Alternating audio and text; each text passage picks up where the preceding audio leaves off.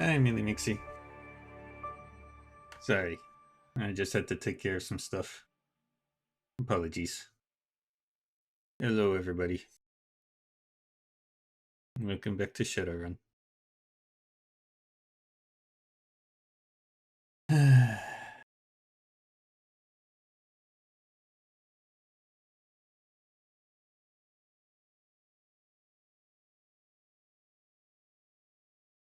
We are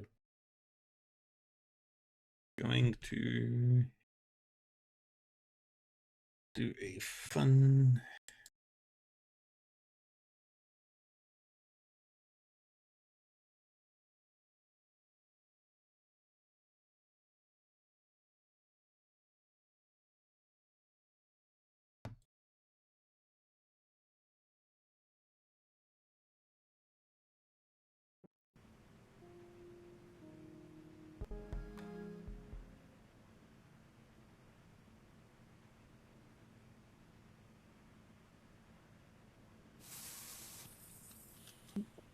we are doing our mission, the dig.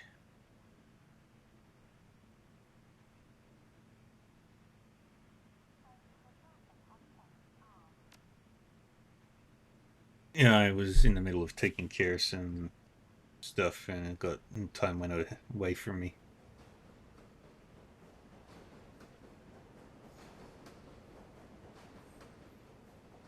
Take Isabel.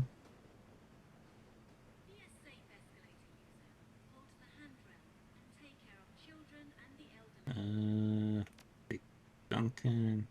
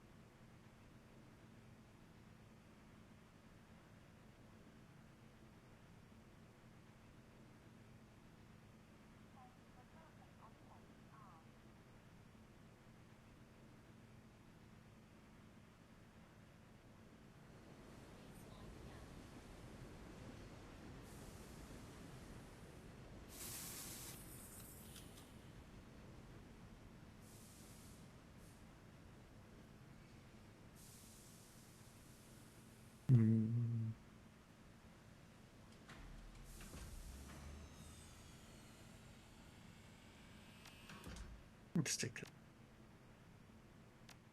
All right.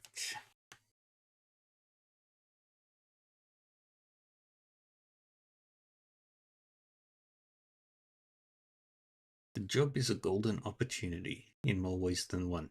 Read of the In Development Museum, The Emperor's Tomb. The museum's claim to fame is its location. It rests on top of ancient catacombs where an excavation is underway to convert them into the museum proper. Intel has it that the workers are dying, not from on-site accidents but from magical disturbances in the area. Despite the hazards, development continues. Your client, Mr. Drake, contacted you to retrieve 2 tomes.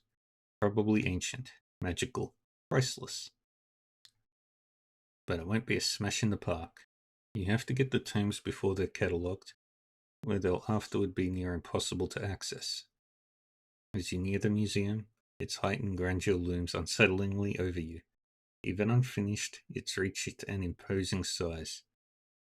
At least it means it has plenty of room for pricey antiques. Best part? Mr. Drake needs this run to look unprofessional. Shattered glass and looting is encouraged.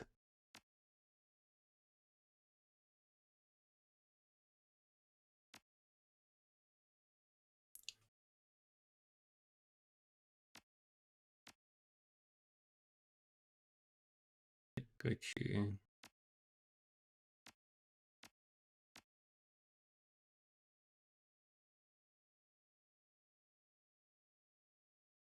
Okay.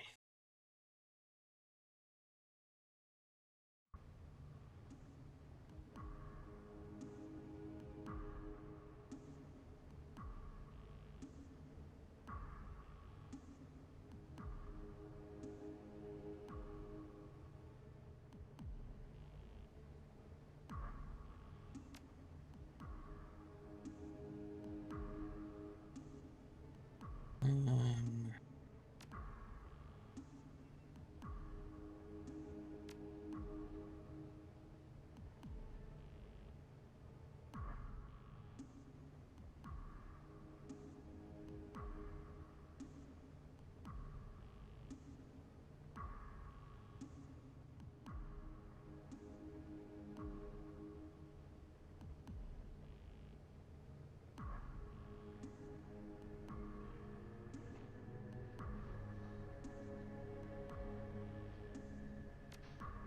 hmm,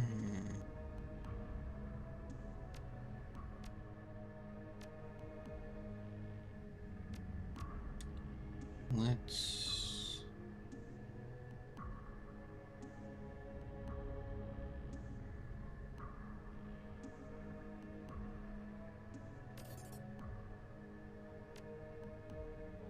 Entry worked just like Drake said. You creep into the dark, unfinished site. Your comlink clicks in your ear, connecting a call. Good. Now I'll be appraising what you see as you go through this floor. Grab the best stuff, and my alarm suppression should keep you afloat. Just don't get too ballsy. If the books haven't been catalogued yet, they'll still be in the basement. The tomb. I'll be in touch. The earpiece clicks off. Call disconnected. You didn't even stay on the line long enough for you to get a word in. Your team powers up the nearby generator. Work lights along the new marble flooring sleepily flicker to life. Everyone surveys the site. Gaichu tilts his head toward the light. The work lamps act as lighthouses for his blind eyes, exposing the layout of the hall. He takes in a breath of the dusty air. There is nothing alive in these walls but us. A welcome change. Welcome, but don't you need food? I am always hungry. But the less meat I am surrounded by, the more I can focus. Remind me not to bring you to on the next hostage extraction.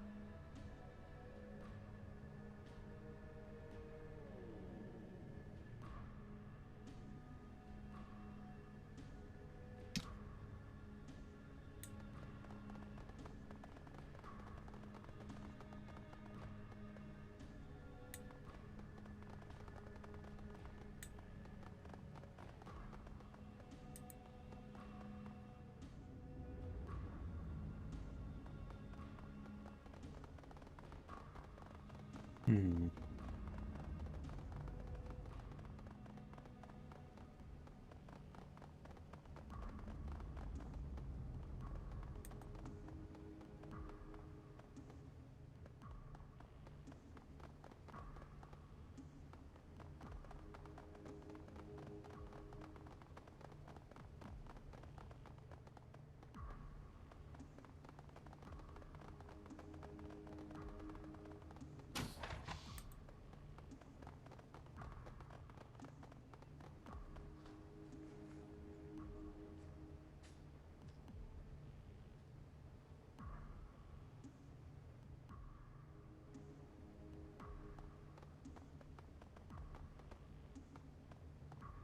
Terminal is powered off.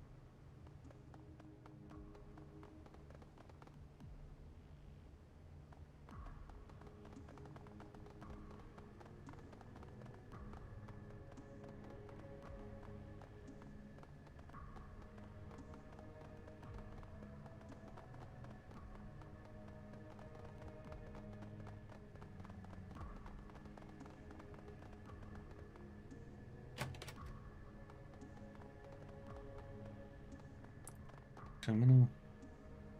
Welcome, Lao Zhang. Please input your password to log in. Hey, Isabel, can I get a hand with this login screen?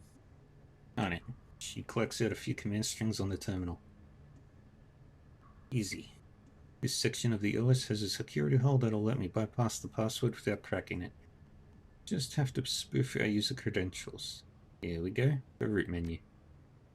Business-related files, let's fill the submenu, most of them about contracts, construction plans, and financial projections.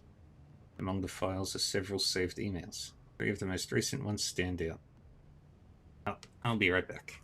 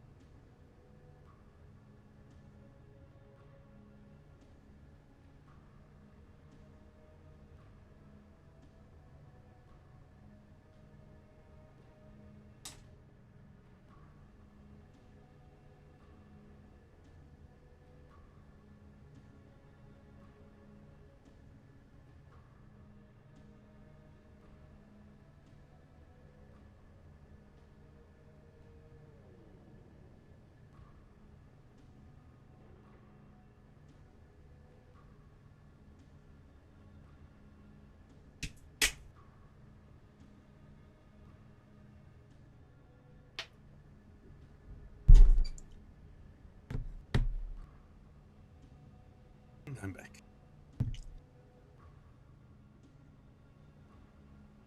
Open museum details.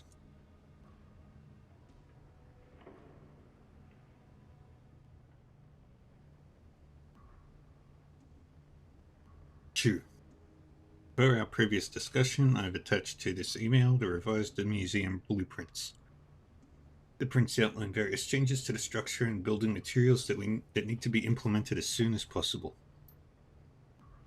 Some backtracking may be necessary, but it will cut supply and building costs by over 13% without compromising the museum's size and grandeur.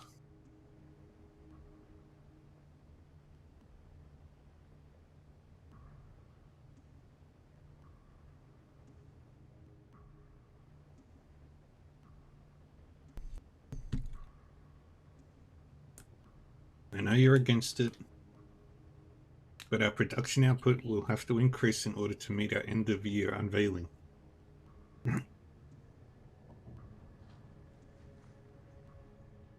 I'll leave it up to you to figure out the details.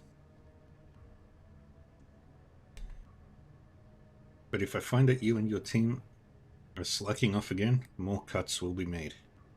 As to the loss of your worker, Mr. Fay, I offer you my condolences.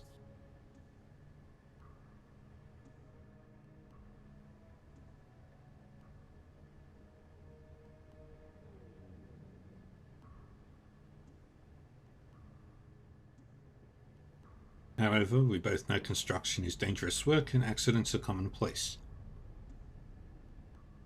You can look at this as an opportunity to hire someone more competent and who won't get himself killed. Zheng Lao, Ganxiang Enterprises. Melissa Sung to Lao Zheng, on-site accident.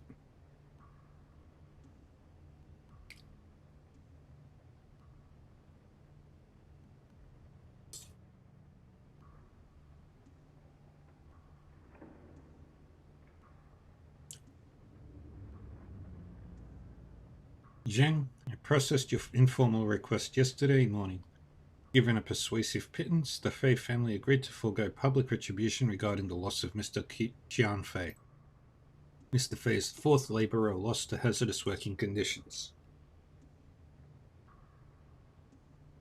Public image is very important to the corporation, and it's unlikely another transgression will go unnoticed.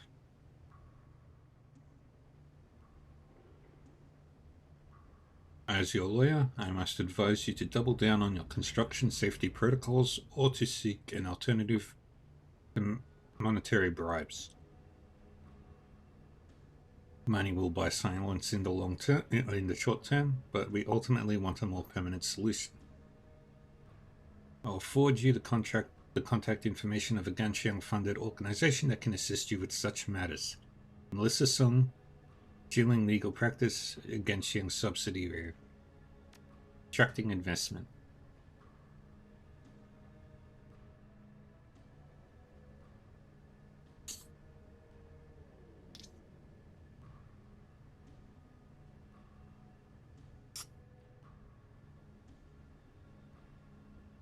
Dear Mr. Ping, I can assure you that the recent rumors regarding construction infractions, worker fatalities, and malpractice are all untrue. Complete fiction invented by the local gossip circuits to stir up trouble for hardworking men like myself. Now I've taken every possible precaution with this museum and have spared no expense. Should you need proof, I'll send you my lawyer's contact information. I promise you'll find no infractions filed against me or Ganxiang Enterprises. Your investment is sound. Your friend, Zheng Lao, Ganxiang Enterprises.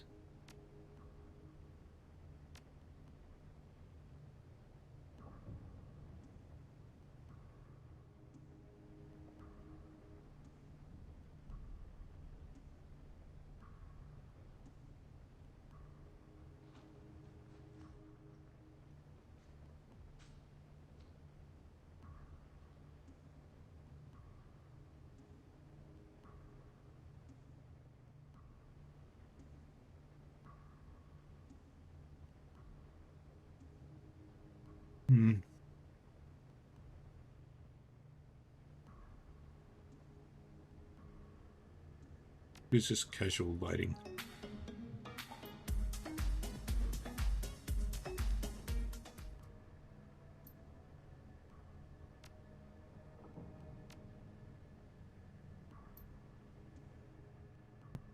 Alright.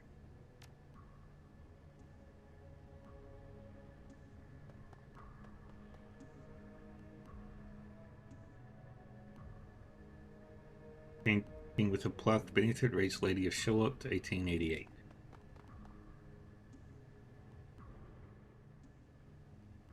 The bookshelf is made from your standard stained wood. It is filled with books by famous poets, both English and Chinese. I find several books that aren't organized properly. They don't appear to be poetry. Removing the books and thumbing through them reveals nothing else unusual. Gotcha, can you help me out with this bookshelf? It's attached to the wall. Solid build. Gotcha knocks on the side of it and sniffs the air. He throws the books from the shelves and then breaks each shelf in half, exposing the back of the bookshelf. A knock on the back panel reveals a hollow space behind the fixture.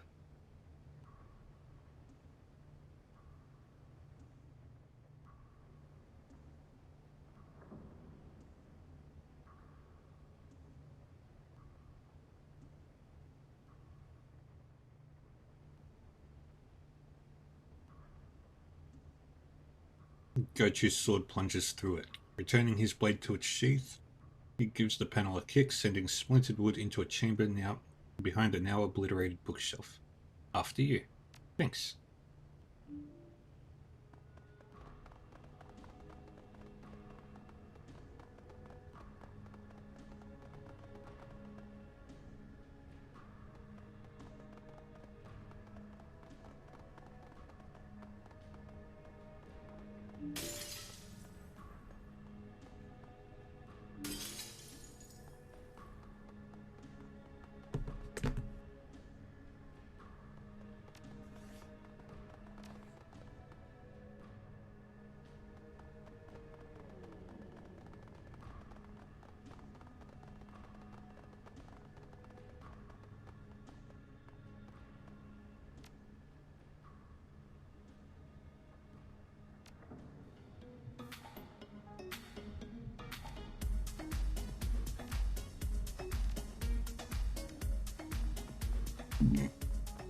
Alright.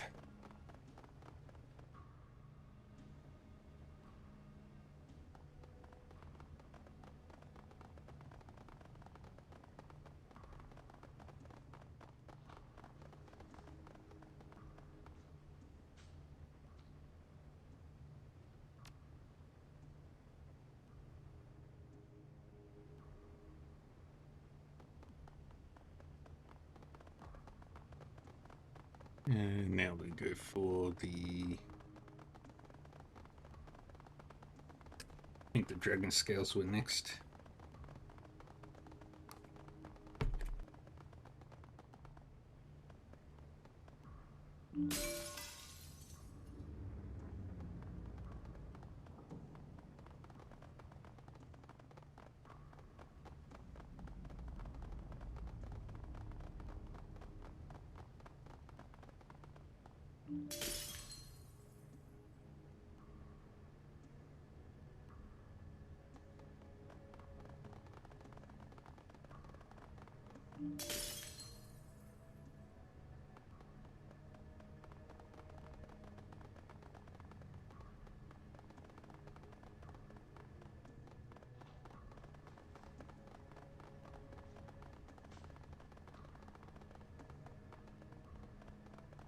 Mummified head.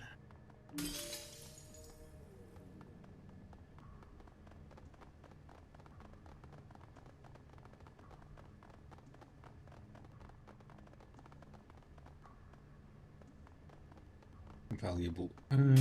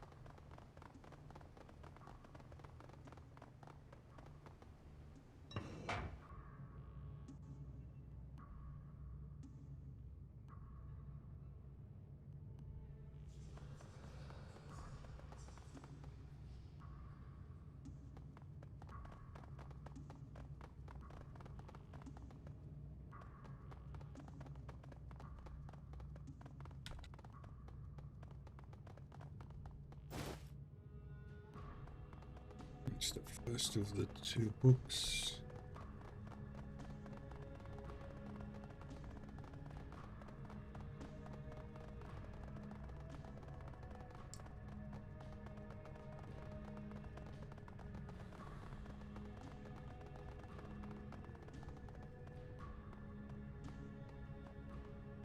Isabel, Jackie.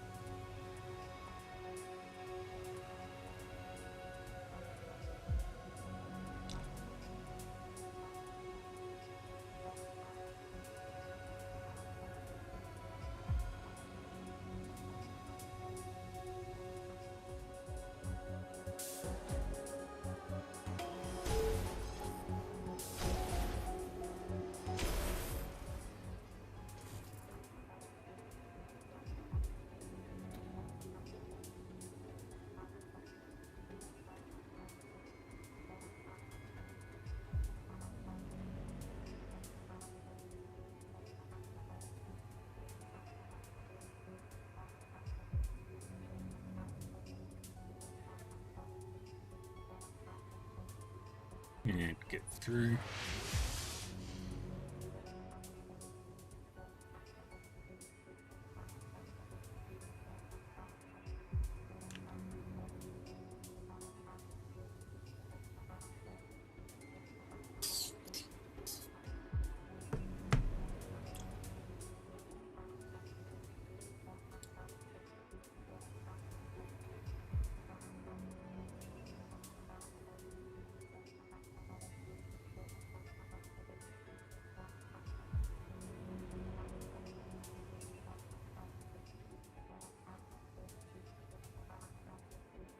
Let's try hacking this.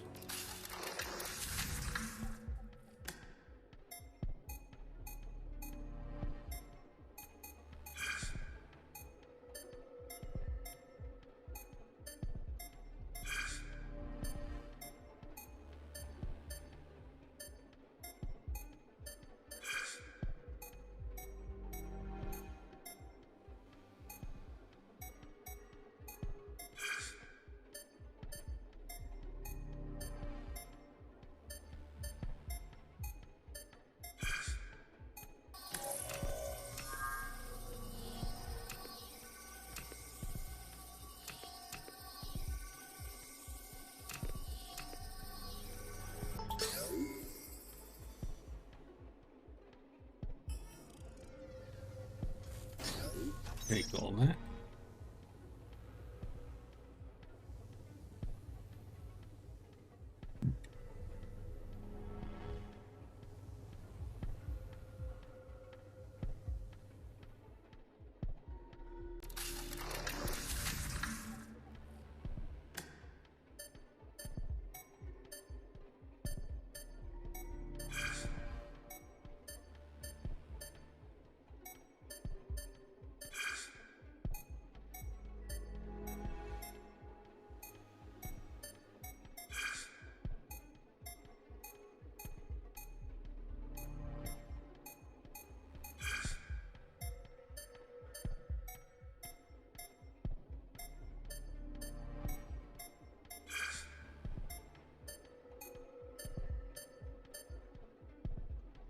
Yeah, that's a...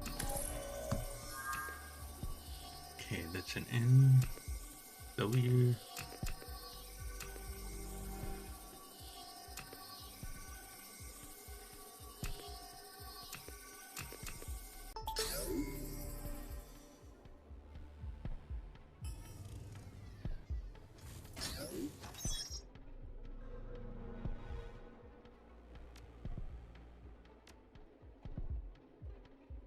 I'll put this into the stash.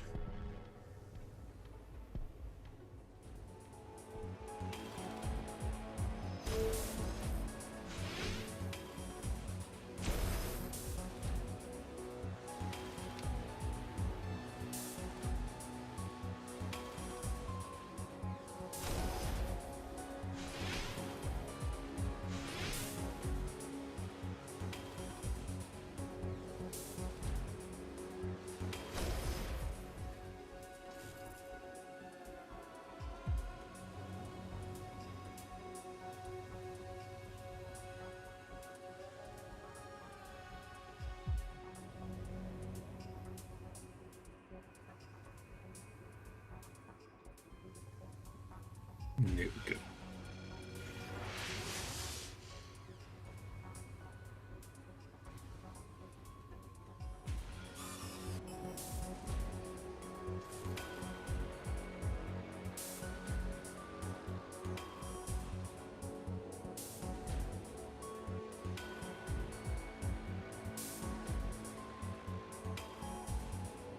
And we are just getting out of here.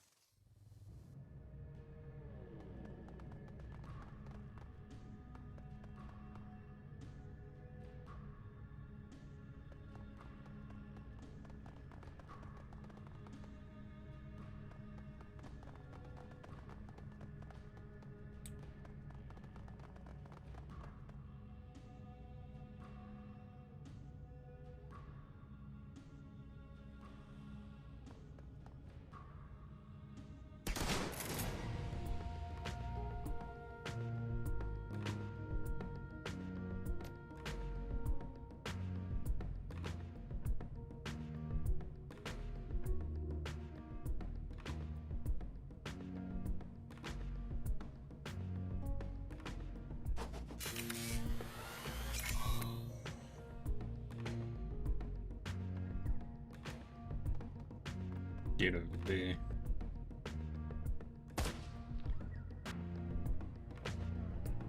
And you will...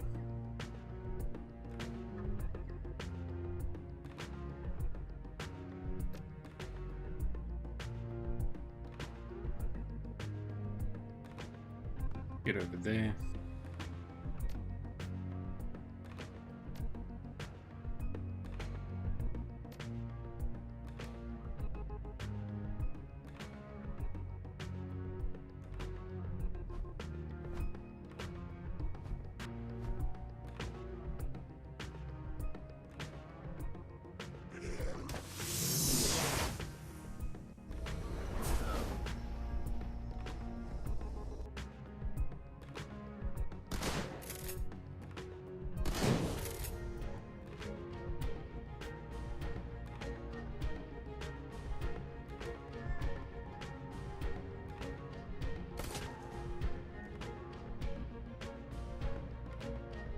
And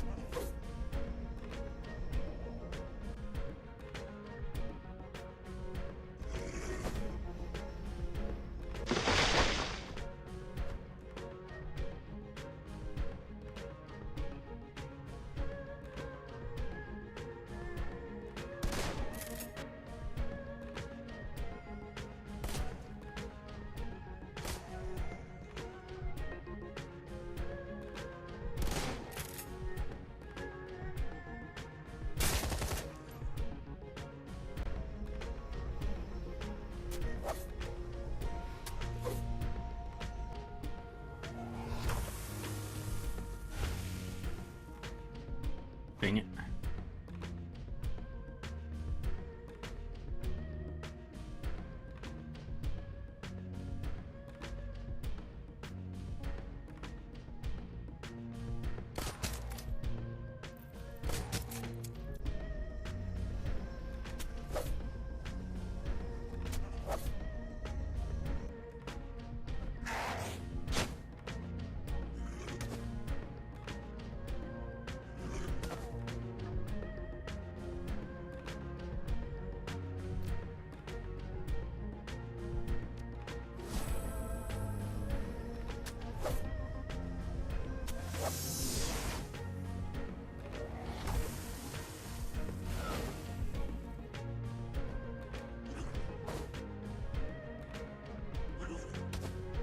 And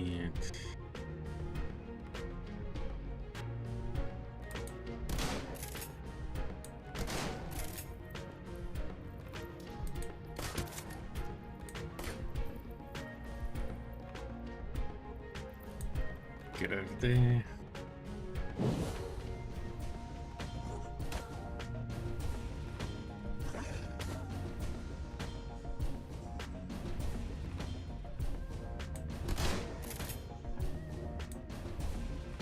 Reloading.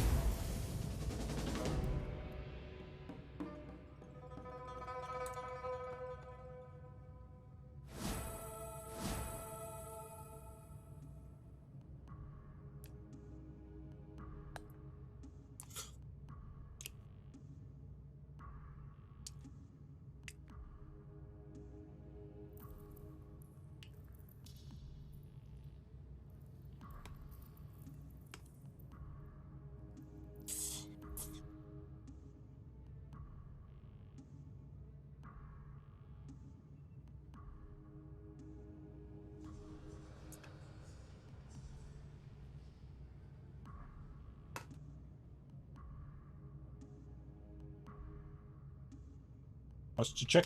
Thank you, Millie.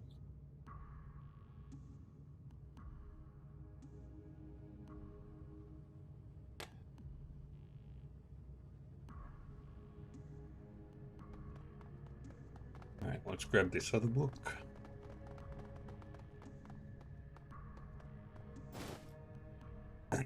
Your comlink crackles. You got the books.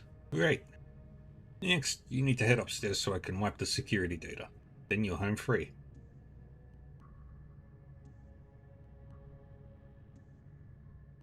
Did you know these creatures were here? No. Blandis did run down to the last detail. But those monsters were a happy accident. Great. I'll keep my eyes open for more happy surprises. You do that. Now time's wasting. Security room's at the top of the stairs leading back into the museum floor. I click on your comlink and he's gone again.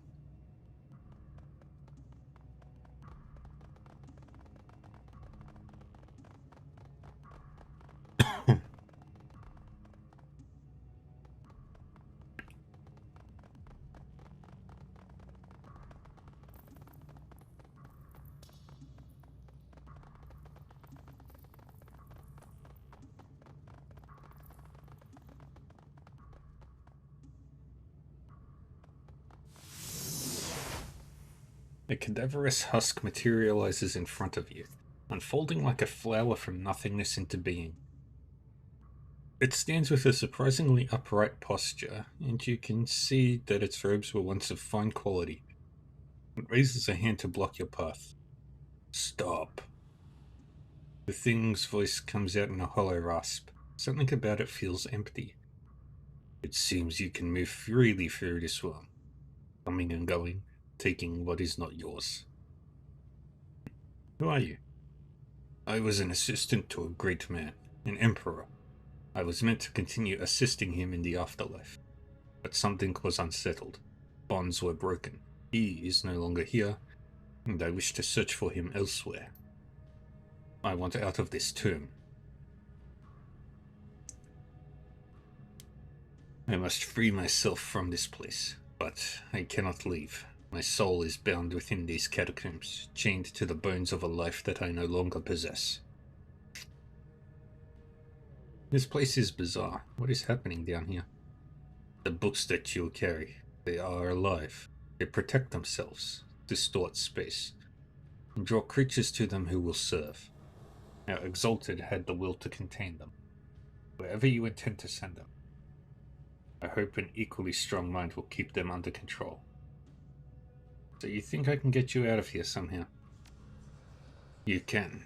Slowly, painfully, the mummy inclines its head, and reaches into the folds of its robes and produces a ring of fired porcelain. The creature extends its arm, presenting the object as an offering. Take this talisman and place it among the other artifacts you have removed. Once you have moved it beyond the binding threshold of this excavation, I will be free. And say I do this, what's in it for me? The sure knowledge that what you have done is right. Well, I do enjoy doing what's right, as do I. When I am free, I will give you a thing, a token. Crumble it in your hands, and I will come to your aid, but only once. One time, and no more. The mummy's eyeless sockets seem to stare into you, through you. Will you accept my offer? Okay, I'll do it. Thank you. The mummy inclines its head. I will forever be in your debt. Stretch.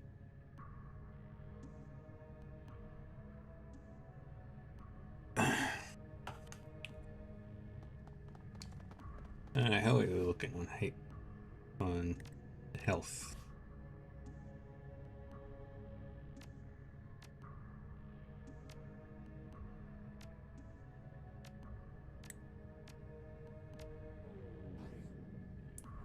Yeah. Dang it.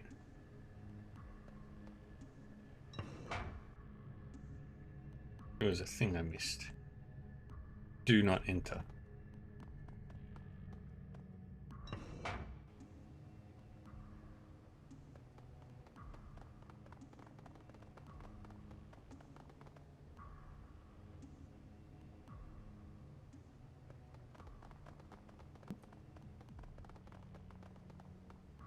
Terminal is powered off.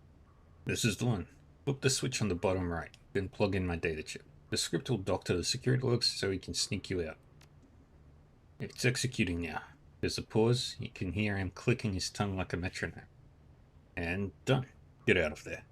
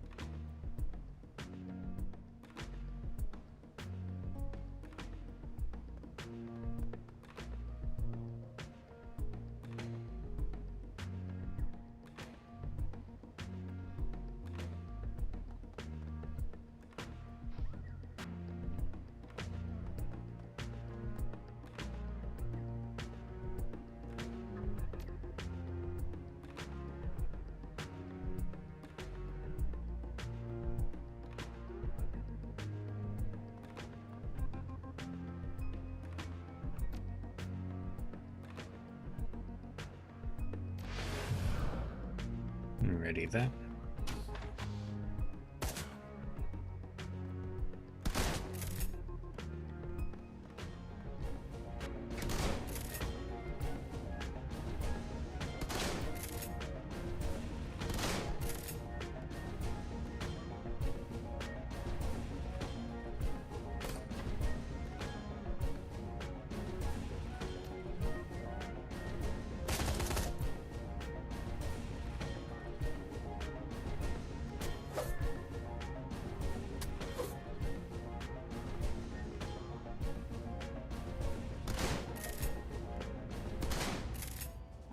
A familiar voice pipes up in your communicator. Change of plans. Search those bodies for a key fob. You'll need it to access the side door. What side door? Ah, man. Skipped ahead.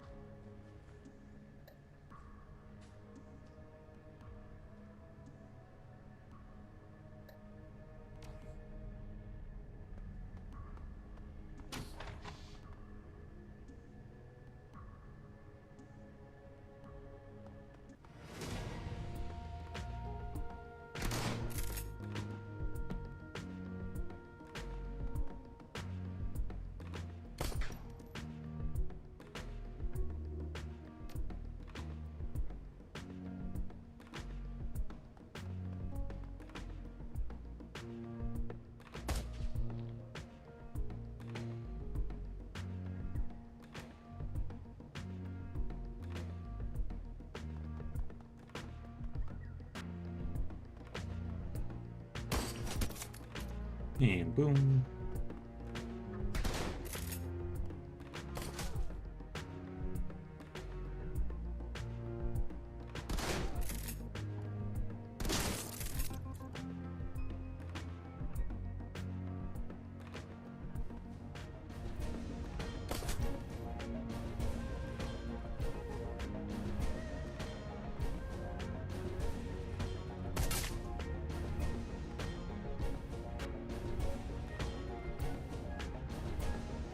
And go into metal stance.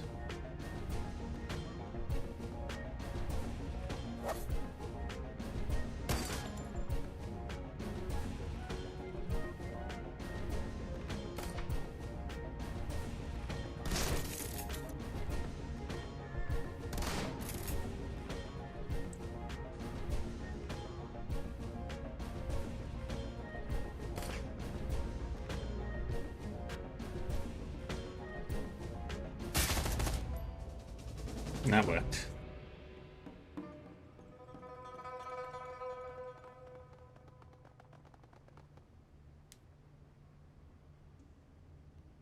Now we leave.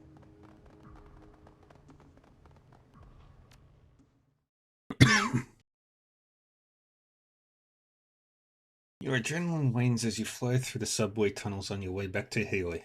There isn't much left to do but pick up the shards of glass off of your clothes and congratulate yourself on one hell of a run. It's just too bad you couldn't keep the looted antiques. By the end, you'd managed to steal over 10,000 yen worth of items for your client, a number that will hopefully be reflected in your mission pay.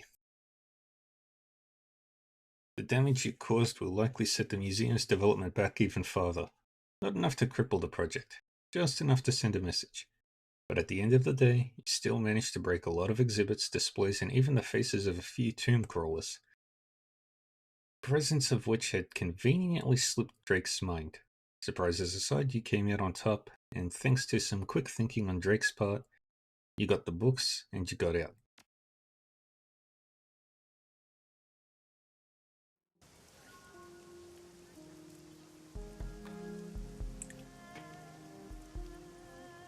Your comic chirps. It's kindly Cheng. Hello, Auntie. Hello, my darling. There's a thrill in her voice that you haven't heard before. Come to see me at once. I have something I want to show you. Your crew is already here. I'll be there right away. Very good, my sweet. Very good. I'll see you shortly.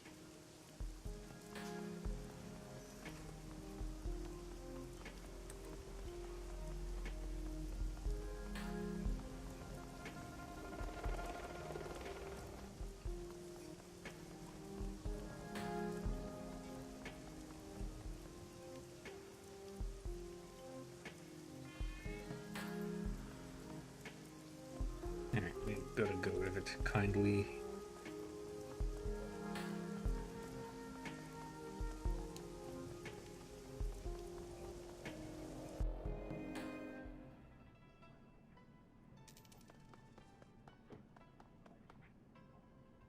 As you walk through the mahjong parlor, you see your crew waiting for you, clearly uncomfortable to be so close to the triad boss.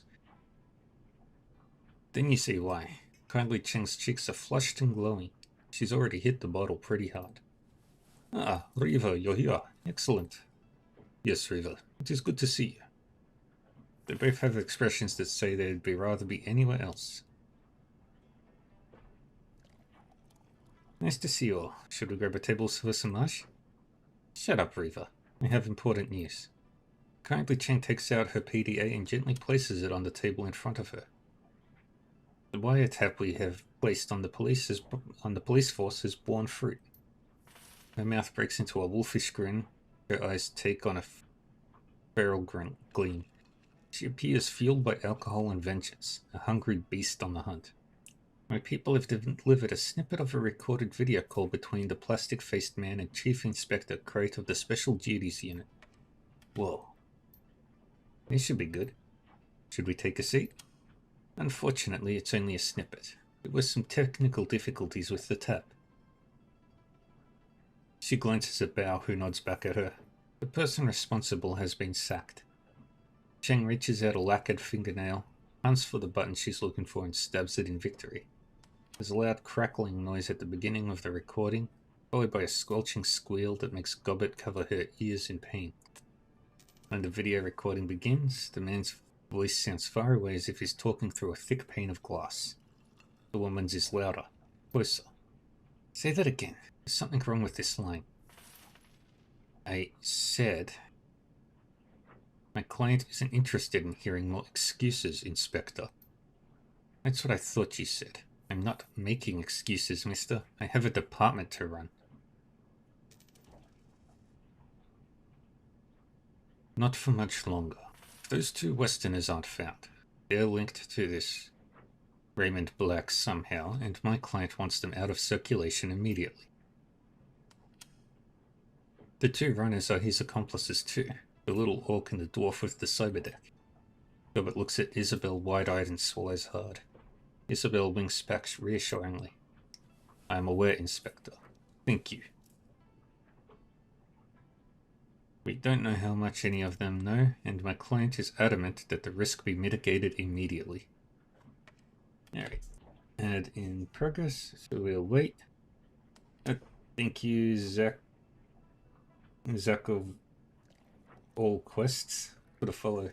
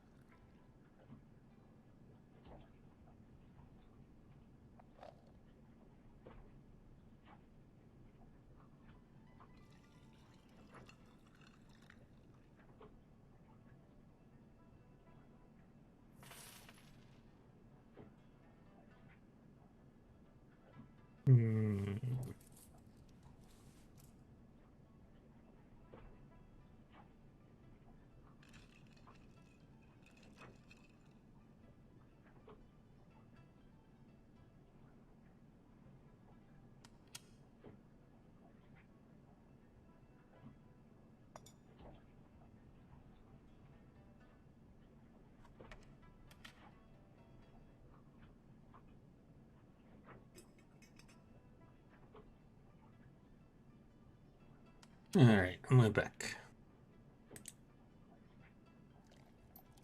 I've already made this the SDU's highest priority. If Josephine wants more resources on it, I'm going to need allocations from elsewhere in the department.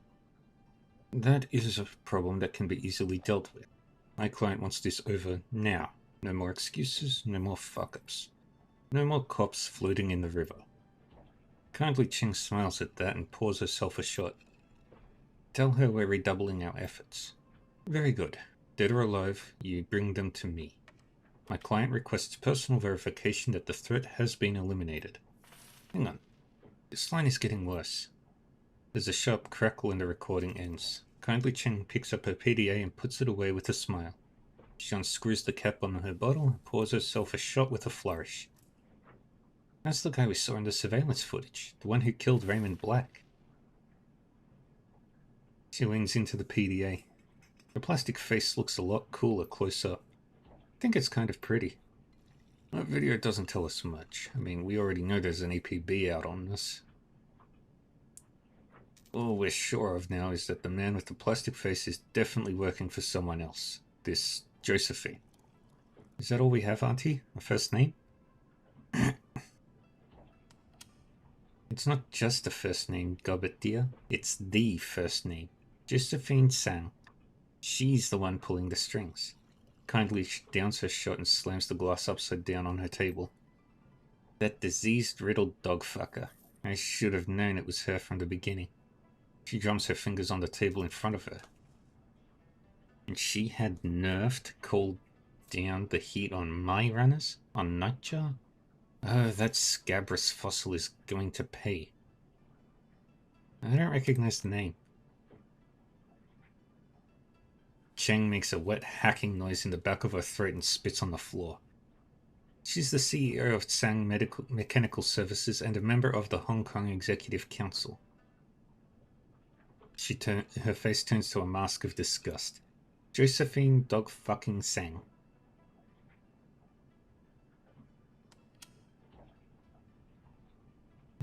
What do you think the connection is between Josephine Tsang and this plastic-faced man?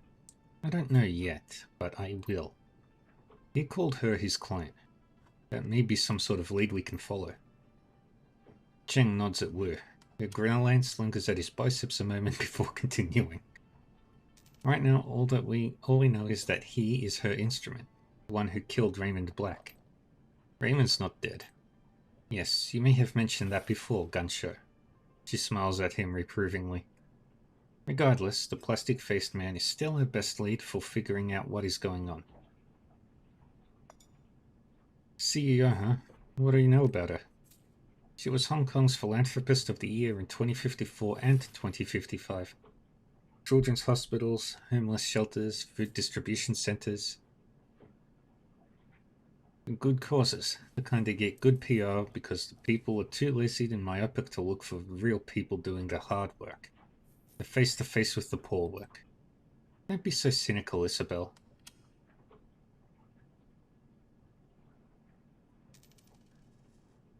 Auntie Cheng smiles at her sweetly.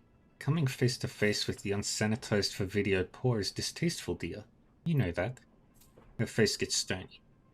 Beyond being a CEO and a philanthropist, I also know that Josephine Tsang is a lying, conniving bitch. Sounds like you two have a history together. Whatever gave you that impression? My sweet, the wolfish smile returns. Yes, my darling, I don't like Josephine Tsang, and I'm going to fuck her up. I'm going to fuck her up bad. Oh, this should be good. It will be delicious. And I may explain why someday. But not today. She picks up her bottle of swill. Its turpentine fumes drift your way. But when I finally get her, you'll be there, my darling. I'll make it a party. What is Tsang Mechanical Services? Josephine's baby. It was a B-rated corporation before she married into the Tsang family. But after she fought for and won the contract to rebuild Kowloon Walled City, their fortunes rose. They began a rise to power that eventually landed Josephine on the Executive Council. Wait, so there's a connection between Josephine Tsang and the Walled City? Yes, the same place Raymond Black hired my runners to take him. I've already connected the dots. I don't know what it means, but it clearly means something. Let's cut to the chase. What's our next step? There's nothing we can do to touch Josephine Tsang, as much as I hate to admit it. But the plastic-faced man is a different story. He's a third-party operative who's been careless, and he'll live to regret it. Her little black eyes turn stony. For a while. If Tsang thinks she can take out two of my runners and get away with it, I'm going to have to explain things to her. She pulls out a thin black cigar and runs it beneath her nose. We're going to find the plastic-faced man, and we're going to hurt him. And we'll hurt him until we know everything he does. And then we'll use that to strike back at Josephine Tsang. She lights her cigar and takes a deep, deep pull. You will have your vengeance, and I'll have my own satisfaction. She turns away and picks up the bottle. Now get out. I have work to do.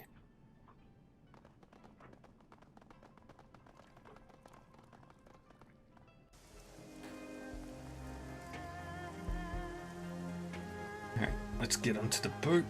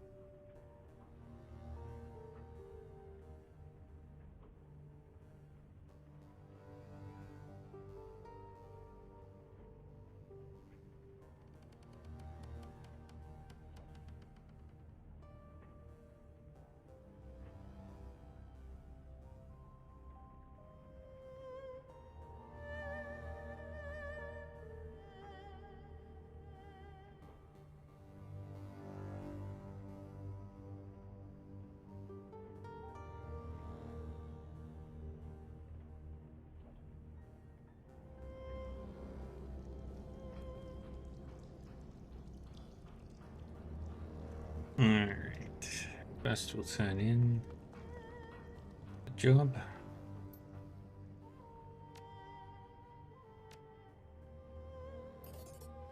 Well done. You went above and beyond what I asked and liberated some truly precious artifacts. Never touched the payment you're owed, plus a little bonus. I trust that you'll keep quiet about what exactly was liberated from Liu's little museum. I'll come collect the books from Kindly Cheng shortly.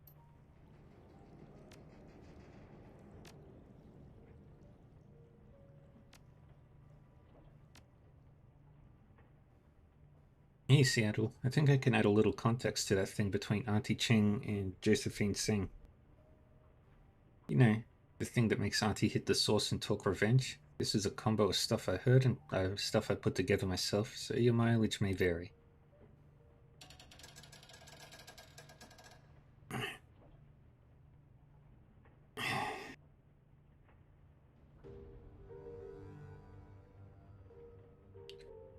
For years, the Yellow Lotus acted as tax collectors within the walled city. Since the walled city was built by Josephine Singh and the Yellow Lotus was run by Auntie Cheng, they must have had a working business relationship for a while at least. From what Nightjar told me, he was her favorite, you got that right? Auntie was known as a real up-and-comer back then. She was on the fast track to be the next Yellow Lotus 438. That's a big deal gig, Seattle. Money and power galore. Now, you need to know that there were a lot of triads and corps doing biz in the walled city. All sorts of stuff. Sometimes they worked together nicely, and sometimes people get bloody. The way that I heard it, Auntie came up with some sort of grand plan to consolidate business within the walled city. The power would be split between the Yellow Lotus and Sang's company, and everyone would get cut out. Everyone else would get cut out. If her plan worked, Auntie would rise in the Lotus like nobody's business. And Josephine Sang would make long bank. There was a catch though.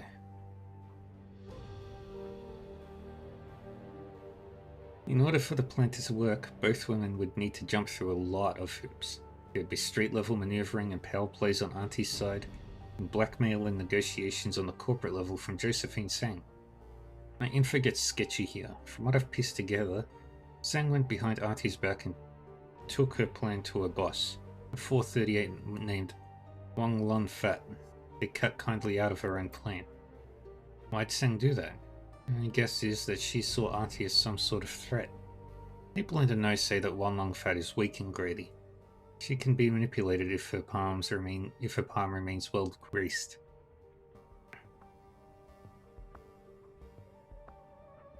Long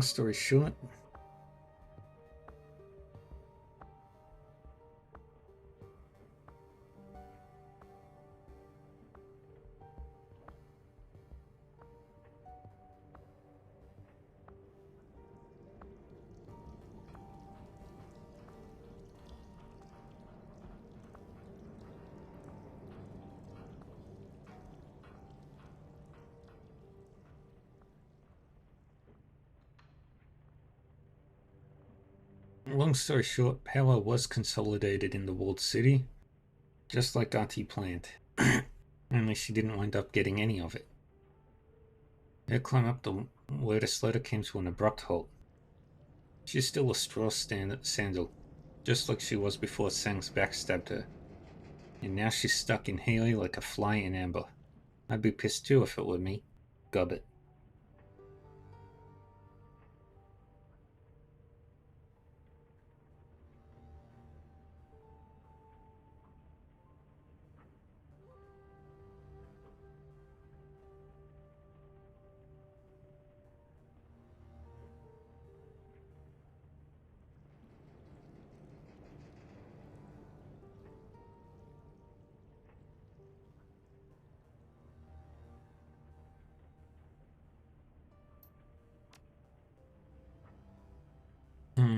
Shadowrun's BBS. Bitch. Payment.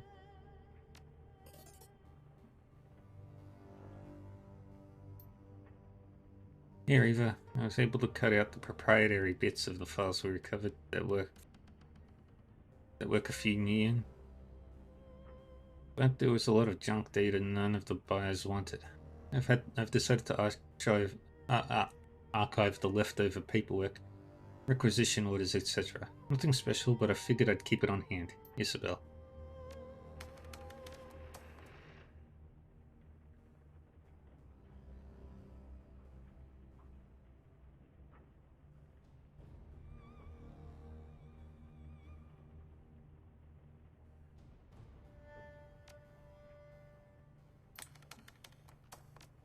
Anything new? Looking for Deca.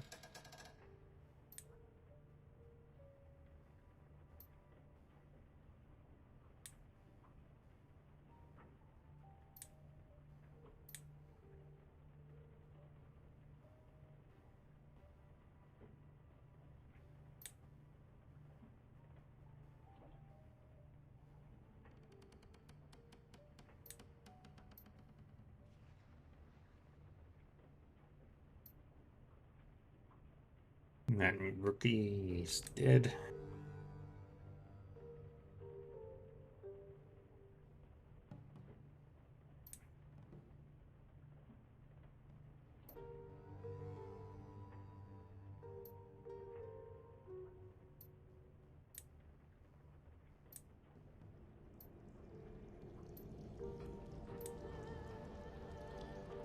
Uncle says House of Pork.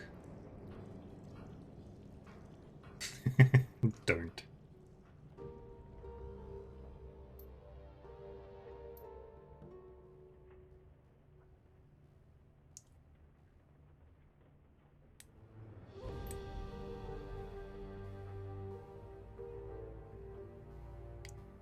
Ooh, that's not good food.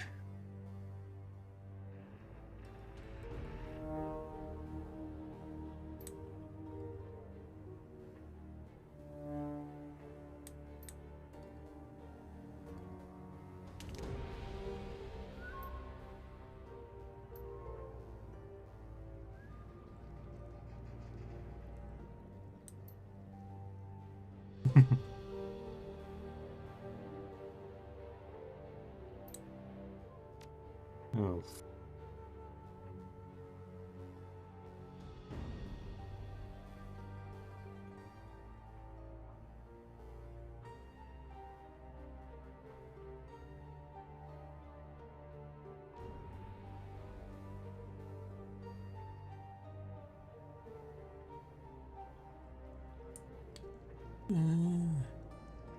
Another Wall City report. This one old from just after they built it. Ended up digging into the history of the place. It's just archival plain text.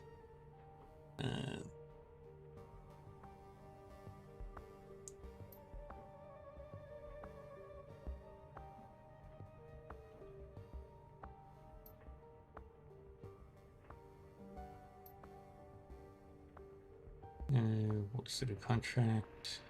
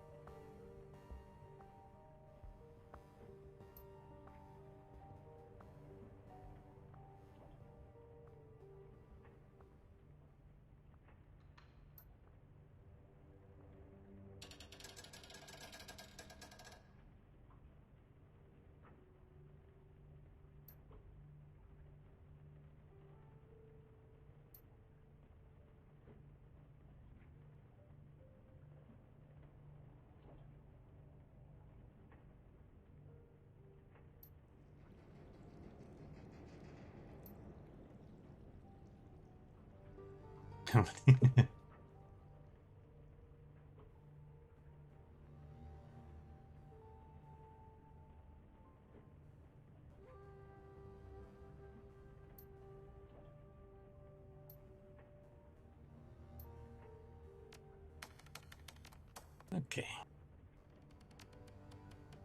We took Gaichu, Duncan, and Isabel on this job.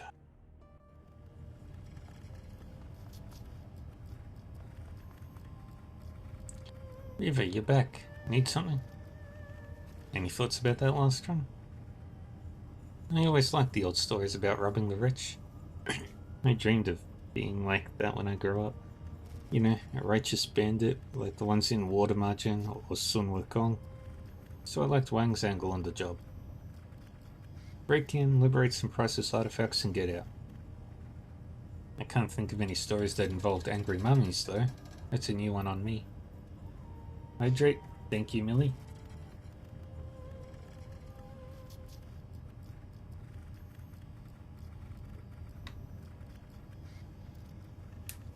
I mean, I guess I can understand being pissed off if you've been trapped for centuries.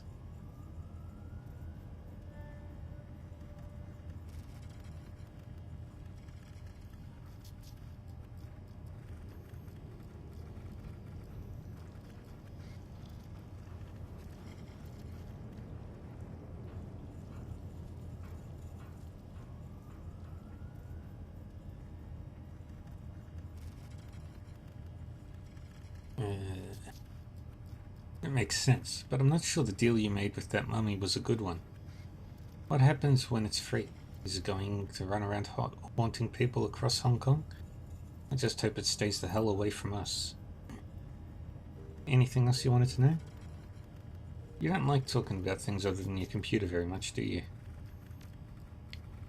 There's a long pause before she responds. When she does, she sounds vaguely hurt. I prefer not to. Nothing personal, it's just the way that I am.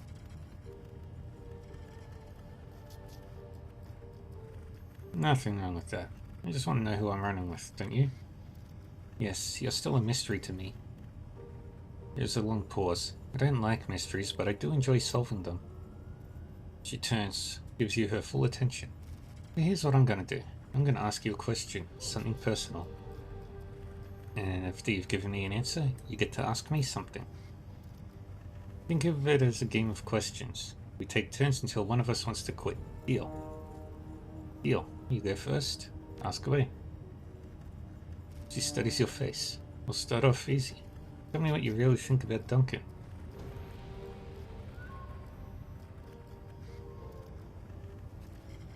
He can be a pain in the ass, but he's like a brother to me. Interesting. Her eyes flit to the doorway of Gobbett's cabin. The corner of her mouth tilts upward into a slight smile, and a little familiar. Well, you've answered my question. Guess that makes it your turn. Where did you learn to deck? The Whampoa. I lived there for a while after escaping the walled city.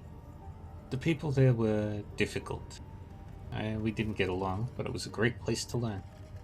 And that would make it my turn. She pauses, considering. So tell me, what was your connection to Raymond Black?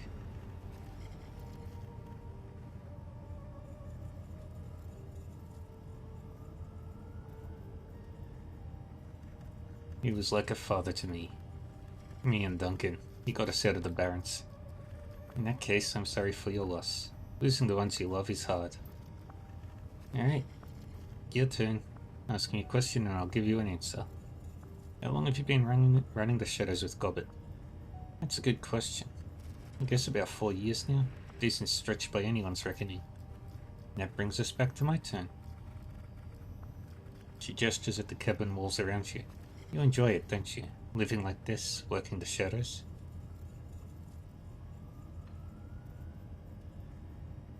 Yeah, Raymond Black was wrong. This is what I was born to do. She nods slowly. I knew it. I could read it all over you. Your turn ahead. Go ahead and ask me something. How did you and Gobbett meet? Her brow furrows, and after a moment she screws her eyes shut. We met as kids in the walled city. My prison was her playground.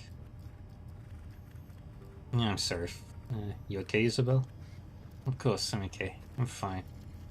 She shifts her gaze to the octopus. I just have a hard time remembering those days. My childhood is kind of a blur. My turn again. Her head tilts as she studies your face. And I think my last question for you. You're stuck here, marooned, you and Duncan both. He's obviously unhappy with the situation. Keeps going on about the things that he left behind.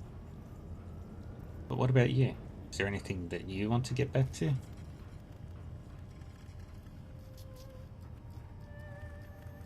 Nothing worth mentioning. Truth be told, I'm enjoying the change of scenery. Nothing? Isn't there anything about your old life that you'll miss? I don't know whether to envy you or feel sorry for you.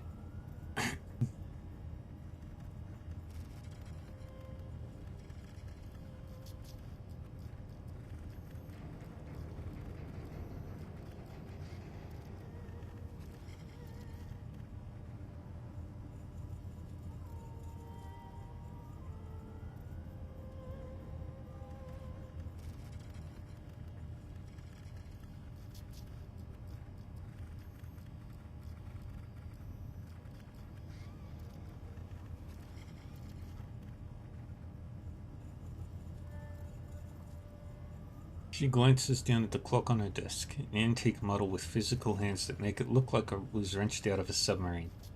A frown spreads across her face. Shit, it's even later than I thought. And I've still got a long way to go before the octopus is fixed. She begins to turn her way, her attention fixed on the stack of partially disassembled cyberdecks arrayed in front of her.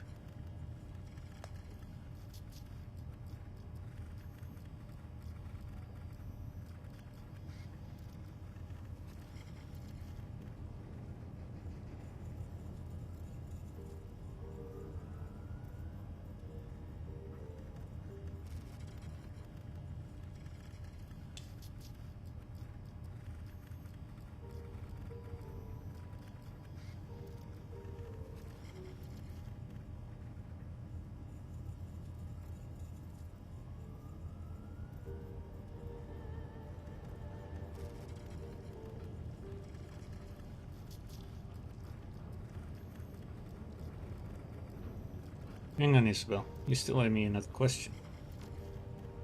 She stops in place, fidgets. That's true. Go ahead. I need you to tell me what you can about the walled city. Her voice goes cold. Why?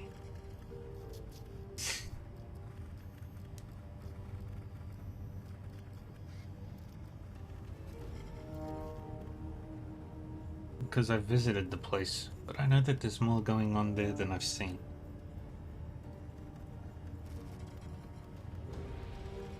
Her cheeks flush, just like they did last time.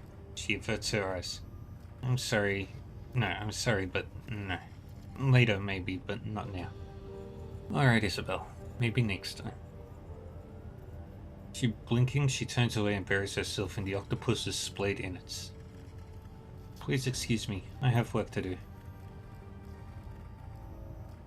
Isabel is jacked into the octopus. Her body sits inert, her breathing shallow.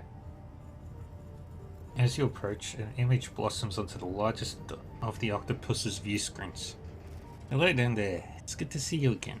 She smiles down on you from the monitor, her outline scintillating with the blue-white light. She looks peaceful. At ease.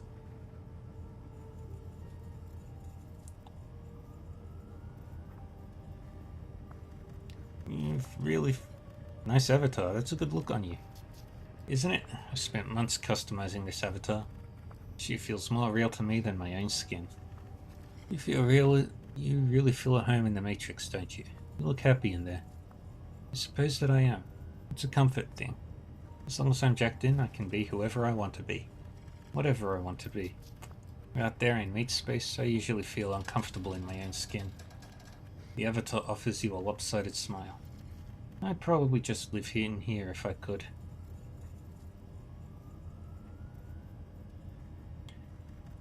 I've heard about deckers who've tried it. Never turned out well. Dehydration is a bad way to go. I know. And of course I was joking. But, truth be told, I do spend most of my time out there wishing that I were back in here. You're a decker. You must know what I'm talking about. The freedom of it. It's hard to live in a cage of meat when you know how sweet it feels to leave your body behind. She pauses for a moment, considering. Then her avatar shimmers forward, filling the screen. A slight frown crosses her face. You know, Reva, I've been thinking about the question you asked me a little while back. Like 2 minutes ago. The one about the walled city. The avatar fidgets.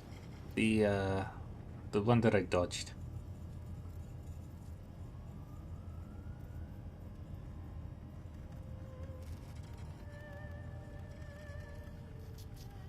Yeah, I remember. Look, I wasn't trying to cheat you out of your answer. I want you to know that. It's just that talking about the walled city is problematic for me. I understand. I grew up in the Barrens. I know how hard it can be to talk about this stuff. No, it isn't that. I'm not explaining myself correctly. It isn't that I'm tortured by bad memories or anything like that. The problem is that I can't remember my childhood. Walled City, that entire chapter of my life, is nothing but a blur to me. I can give you general information about life on the inside, but the specifics of my own experience are gone. Gone? What do you mean gone? Do you have amnesia or something? Something like that. The avatar fidgets on the screen. There were a variety of factors in play. The upshot of all this is that there are things that I can tell you about, but only a few, and only in bold strokes. Don't expect any personal stories. I couldn't share them even if I wanted to. So if that's okay with you, if you'll be satisfied with trivia and urban legends, then we can talk. Just say the word. Otherwise, at least now you know why. How did you lose your childhood memories? Isabel Avatar frowns. I'd rather not go into it. It's personal. Suffice it to say that I've never missed them. At least, not until now. Well, if you ever want to talk about it, I'm a good listener. She looks away. Great, I'll keep that in mind. Give me what you can about the walled city. At this point, anything would help. Alright, the avatar licks its lips, nods. I can do that. Isabel's avatar turns. She begins to pace on the screen. Where she steps, spiderwebs of light spread across the tiled ground of the octopus's sculpted matrix hub.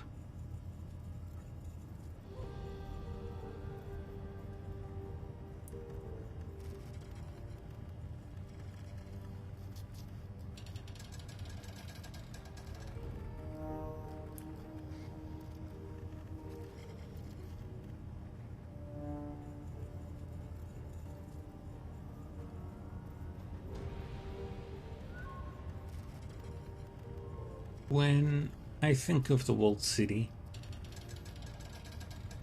the thing that stands out the most in my mind is the legends, the mythology of the place.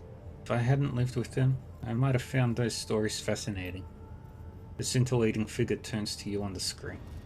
Did you know that Kowloon Walled City is supposed to be cursed? That's what the locals believe. We had ghost stories and everything. Ghost stories?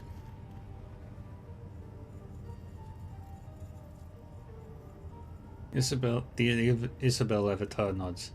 Our own homegrown legends about things that haunted the walled city.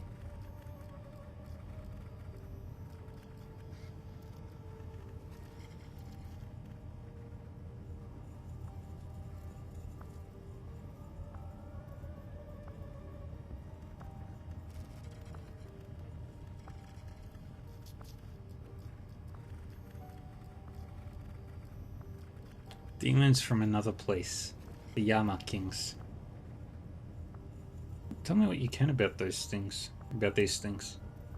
It's probably easiest to think of them like urban legends.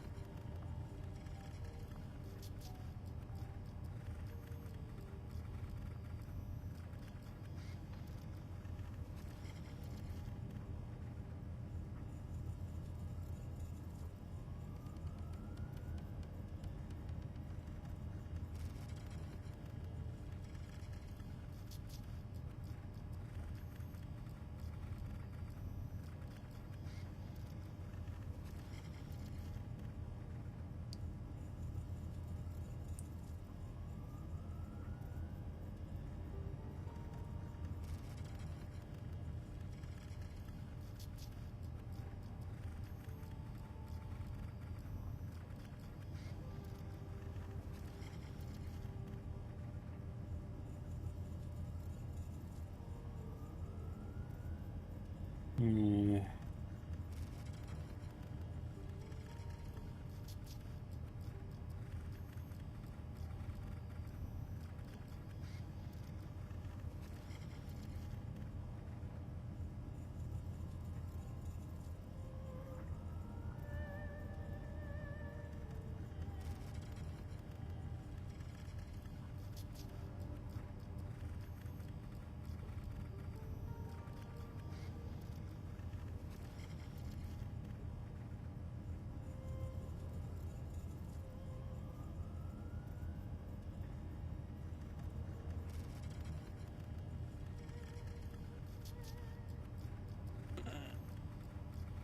Our own little pantheon of monsters and morality tales to frighten ourselves with at night.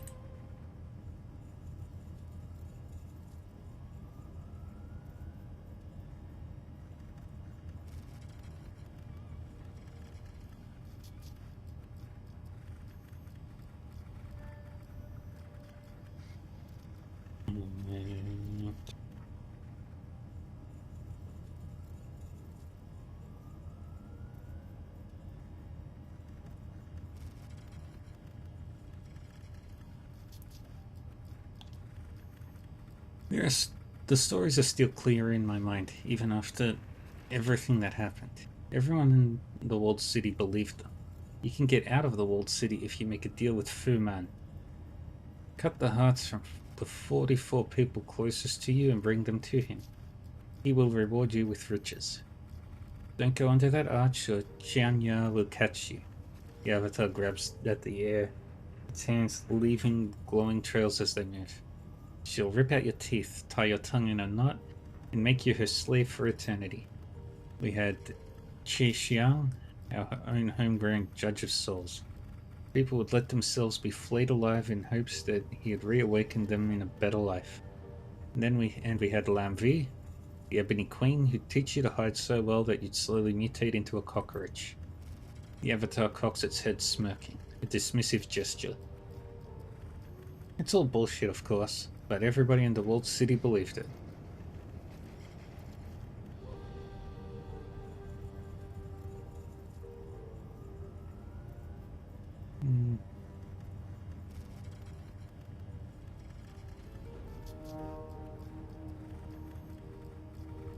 Everyone believed these things. Maybe they're real.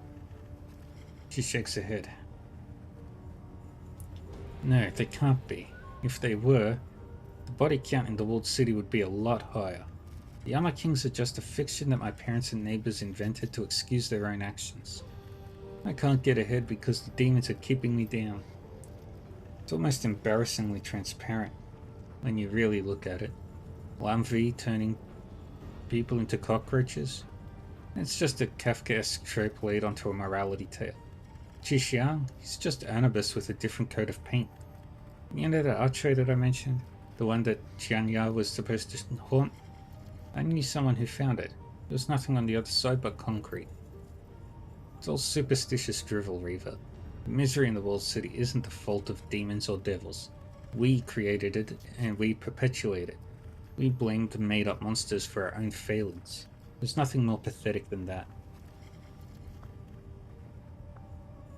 What about the shared dreams? How do you explain those away? I don't know. Mass psychosis or maybe something magical is going on. But it isn't them. They aren't real. They can't be. Anyway, that's enough for now, huh? I'm sure that gives you plenty to chew on.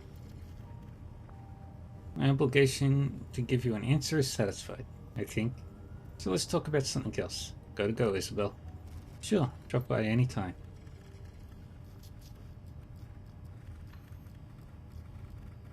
Can you think of anything else at all that might help us?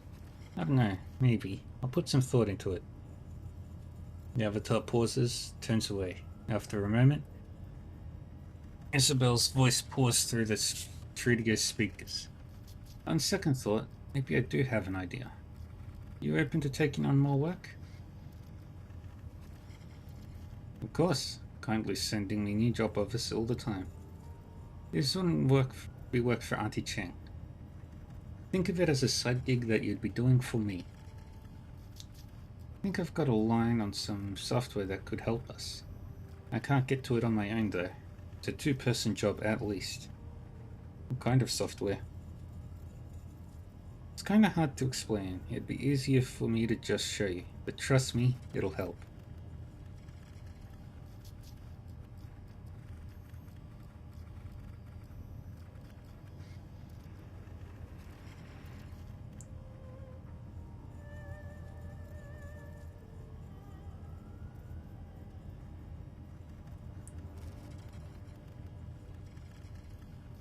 I have the run planned out already.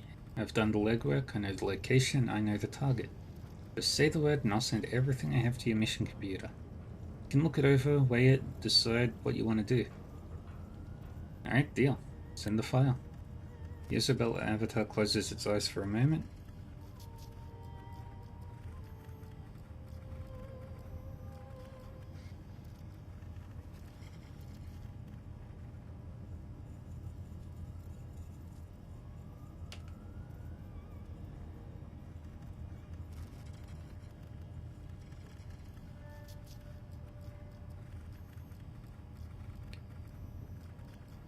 Then opens them with a smile. Done. You'll find the pertinent documents waiting in your inbox. If you decide to accept the mission, just check the box in the mission documentation and it'll ping my comlink automatically. Alright, can't wait to find out what this is all about. Oh, I'm sure that the briefing I sent to you will satisfy your curiosity. Trust me, Reva. This is a good job with a solid plan behind it. You'll see as soon as you've read it. And speaking of which, you should go do that now. Say no more, I'll go check it out. The avatar beams at you. Fantastic, I can't wait to hear what you think.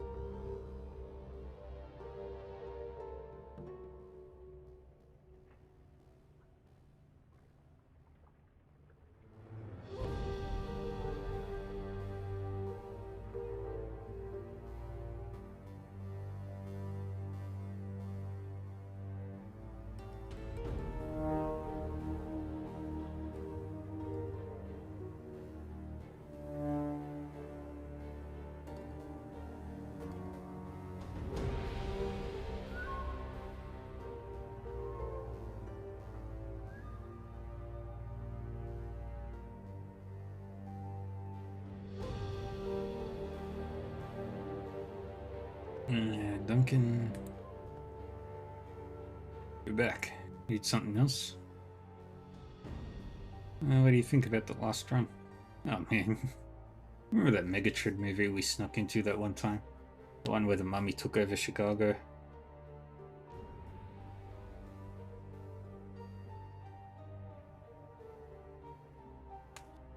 Terran Reborn. Yeah, that one was an old favorite. He nods. That's the one. Completely freaked me out. I slept with a dumpster lid shut for a week. What a pleasure it was to go on a run that brought back such hideous memories. Still can't believe you made a deal with that thing. I mean, it was a mummy, Anna. Don't make deals with mummies. He cradles his head in his hands. Fuck, I can't even believe I just said that. I didn't know that Shadowrunners dealt with crap like this. Can't say I'm a fan, Anna. Not even a little bit. Anyway, enough about that.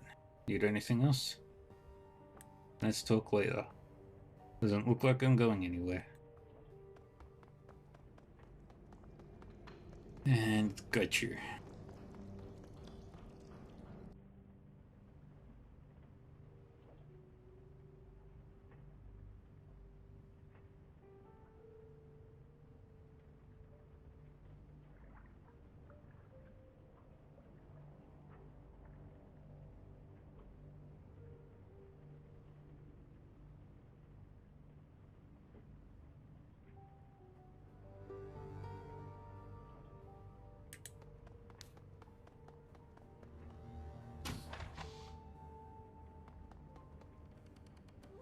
Gaichi dips his head in greeting as you enter. Hello again. How may I help you? Any thoughts about that last run? A curious affair.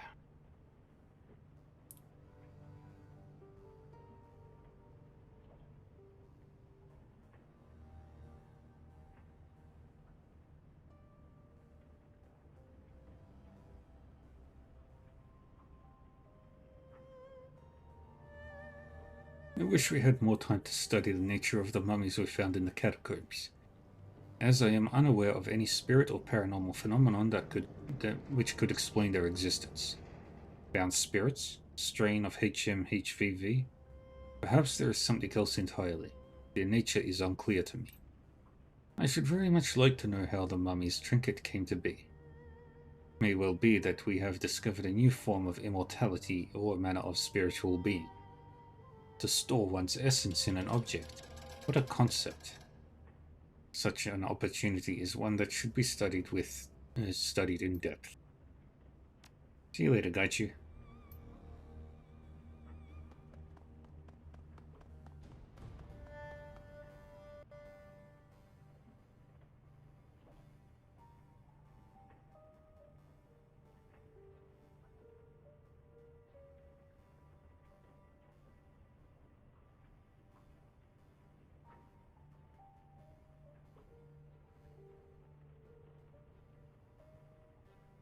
And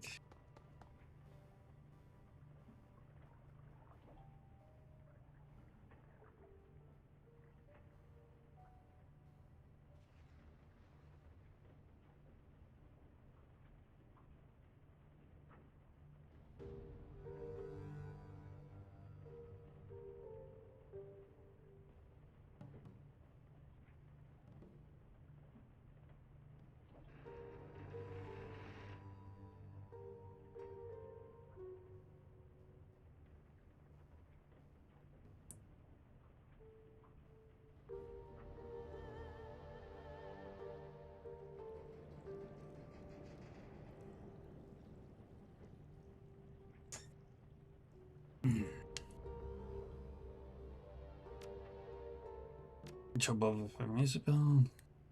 Stares into the camera phone. If you're watching this, you've decided to listen to my job offer. That's a good thing. I wasn't convinced that you would. Our target is a local decker, a former Wimple. In the Matrix, his handle is Rhombus.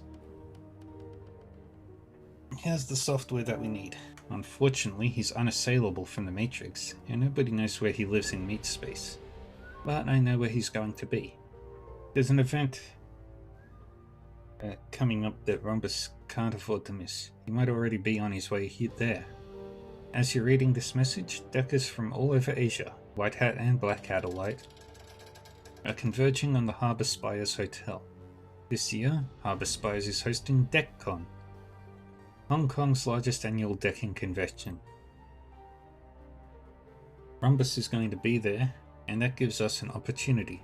We're going to hit the convention, find him in meat space, and get the software away from him, and we're going to do it quietly. Enclosed, you will find a copy of the plan that I've worked out for the run, presented in bullet point format. Everything should be fairly straightforward. Isabel's image winks off the screen, replaced by a blinking cursor. As you watch, the screen begins to fill with lines of simple instructions. I will provide you and one other runner of your choice with visitor passes for the convention. I will proceed ahead of you using my own guest badge.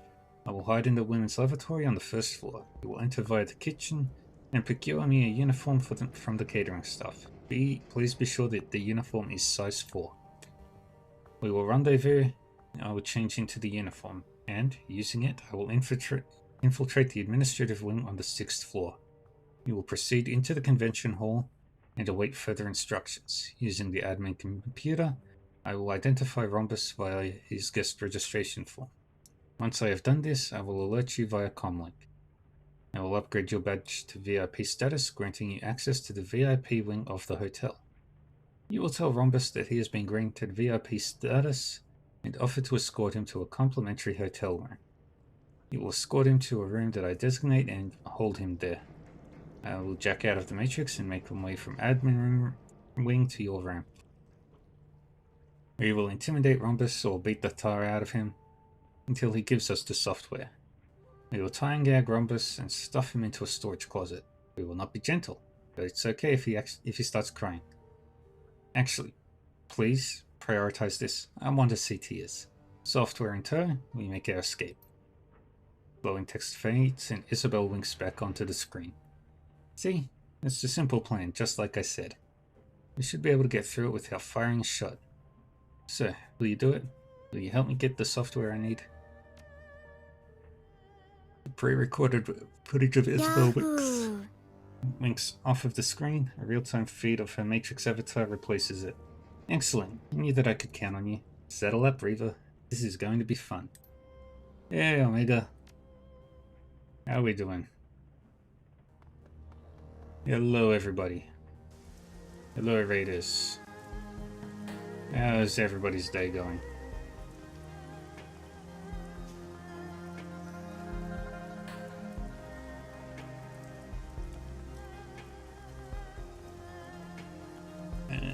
Shout out time.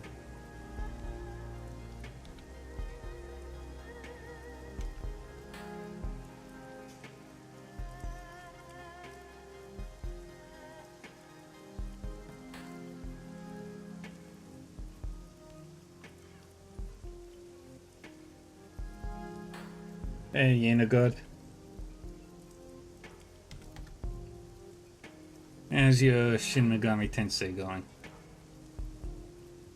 But welcome, Raiders. I am Dark Reaver 40. I am a VTuber. I play many video games. And have a good time doing it. With playing some more Shadowrun Hong Kong today.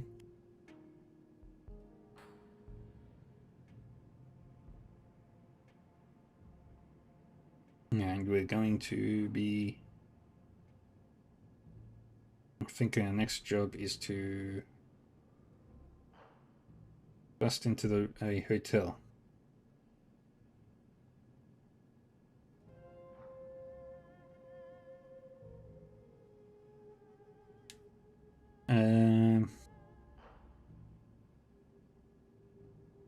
Somehow smash through the pig boss. Fun. Also, the pig boss.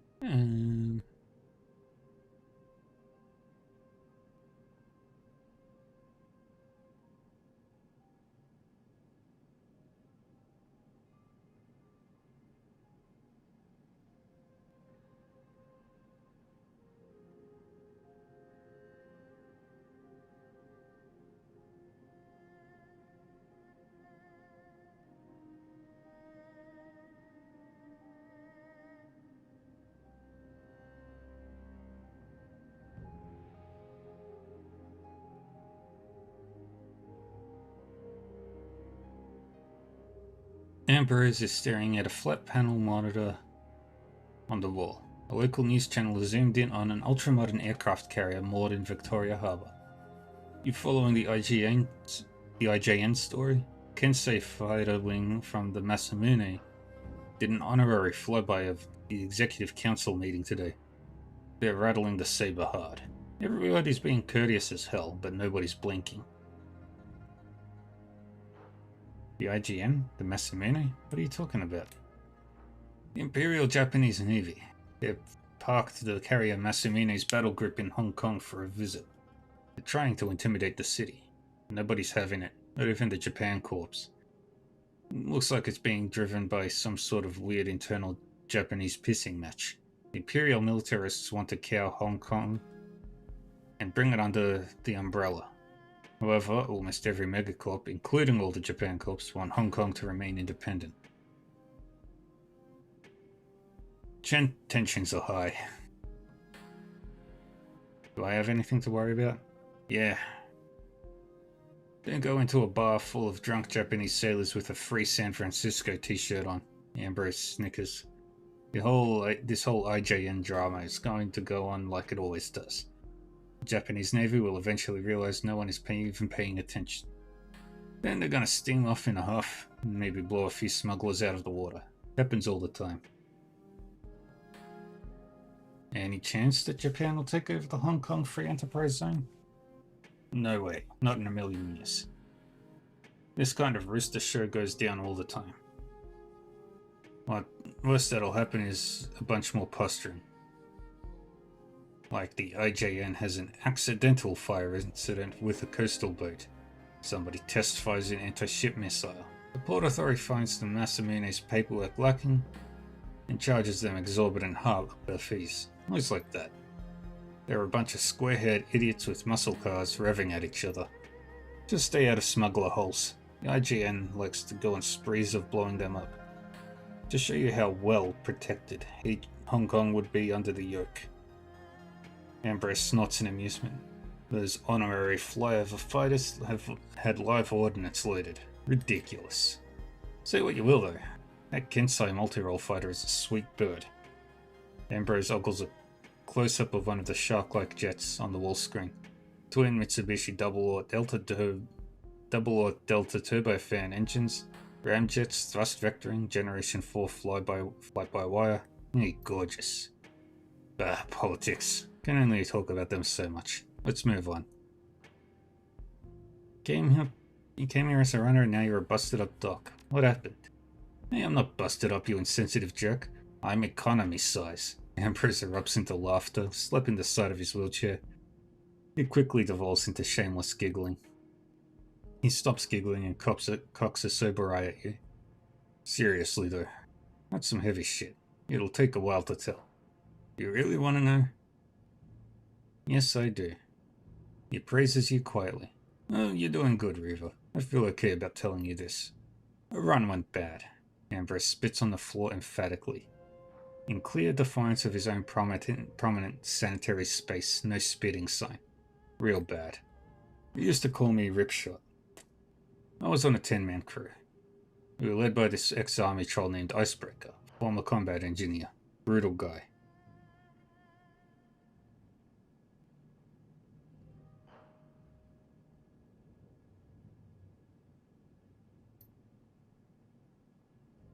We did Shadowrunning, armed robbery, office invasion, underworld hits, anti-branding, just about anything as long as we could make money and hide our tracks. That sounds more like a heist crew than a runner team. Kinda was. Shadowrunning, robbery, rackets. It was all the same to us. A lot of our work was high profile, real violent. We dumped a lot of bodies in the harbour. Then we had this one job. Ambrose pauses. He takes a deep breath. Vic, can I sum this up real quick? Otherwise I tend to get long-winded. What do you want?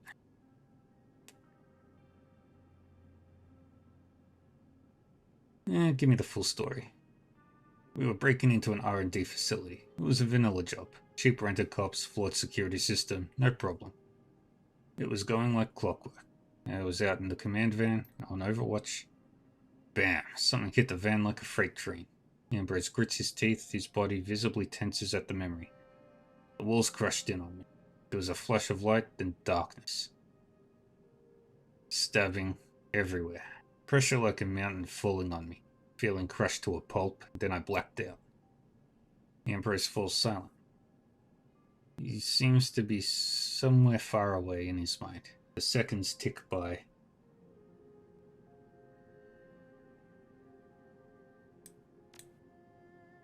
When I woke up again, I was in pitch darkness. I could hardly breathe. I was being burnt by hot metal. Pain was indescribable. It was a shrieking, like the metal was screaming around me, in sparks. Someone was cutting through the wreck. Huge pressure lifted off me. It was a blinding light. Ambrose gives a tense sigh. He's trembling. It was our glove woman, Karen. She pulled me out of the wreck, wrenched 4 tourniquets on me. Shut me up with drugs, stuffed me in a security car she'd shot up. Karen jacked me in. Couldn't even hold my head up. I thought my spine was shattered. Once I was rigged in, though, the pain in my meat didn't matter. I drove us out of there. I stayed conscious just long enough to get us to a friendly clinic. By the time I got us there, Karen was going down with brain swelling. Ambrose's eyes seemed to clear, as if he's returning from far away. We got bomb stomped right proper. Slaughtered. They crushed the command van with a front-end loader and left me for dead. Everybody but me and Karen got wiped out. Who ambushed you? Still don't know. Best I can figure out, it was some sort of counter-intrusion team.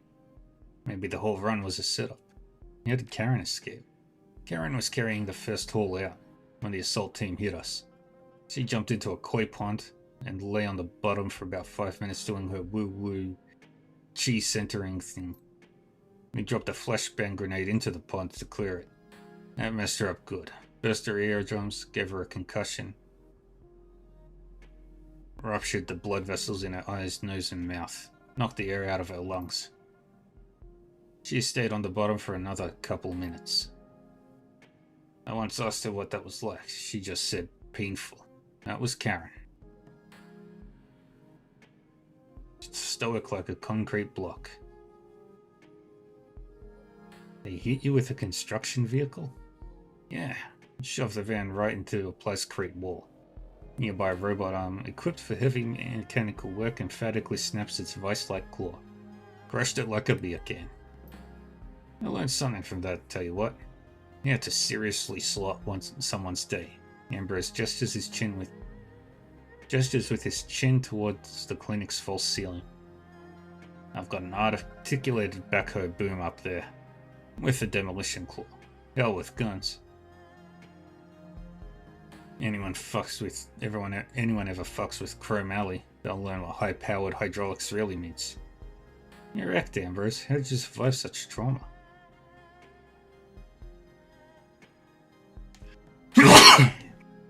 Ambrose taps the side of his head. Cowardice and job security. I was always real scared of getting hurt. I clutched up my tactical computer with some healware and my headwear radio. As soon as my vitals went screwy, my trauma protocols kicked in and my radio started broadcasting my heartbeat. Karen couldn't drive. She homed in on my beacon and cut me out of the wreck with our demo saw. Then she shot me up with enough adrenaline, PMO4, and morphine to reanimate a corpse. Ambrose shivers a little at the memory, and she put 3 trauma patches on me in a row. It shredded my renal system. He taps his chair. That's why this little hot rod has an artificial liver and dialysis machine in it. Anyway, that's how it all went down. Afterwards, things were real hard for a while. Ambrose seems to take stock of himself. He breathes heavily. Tension drains from his body and he slowly relaxes. Here I am though. Ripshot no more. By the way, Ripshot is dead. Let's keep it that way. Please don't say that name to anyone, okay? Karen was an artist at faking deaths, and she made sure we both vanished. Ambrose shakes himself and rubs his eye anxiously. Listen, Reva, this is a stressful subject for me. We can talk more about the past another day. For now, I'm spent. Show me your services. Do we want to upgrade any of our cyborg?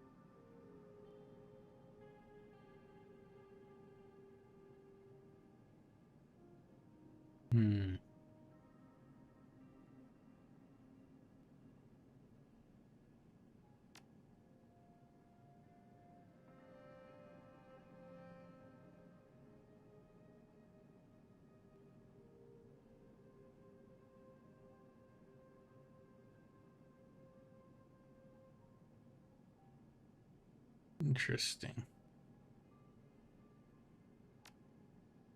Bye, Ambrose. Cheers, Riva. Talk to you later.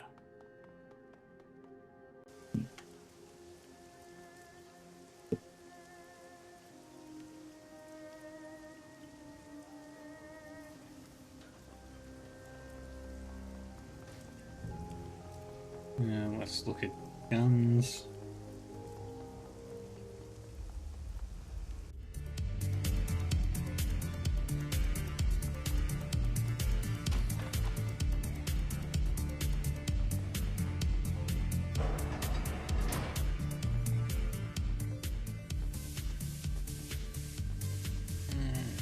Let's have a look at what you're selling.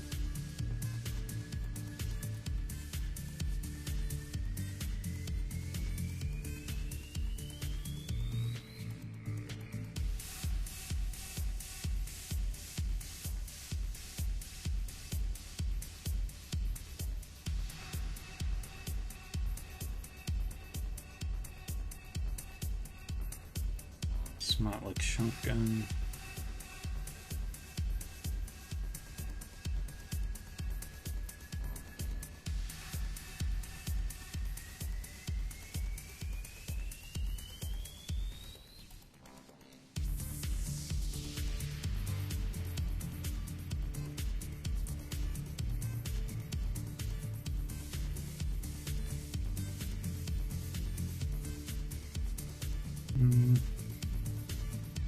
Yeah.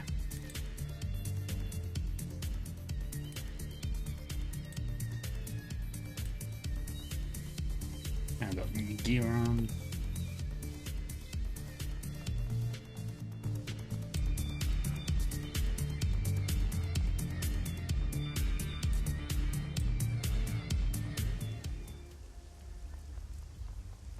Spider Shin.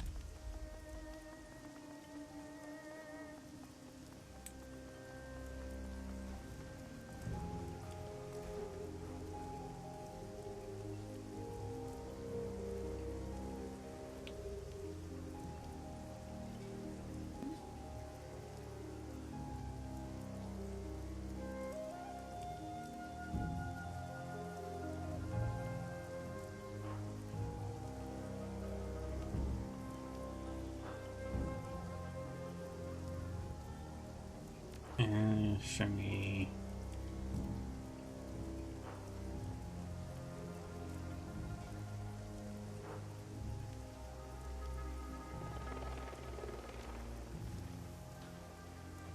Ooh. I can't afford any of that. Let's go talk to Reliable Matthew.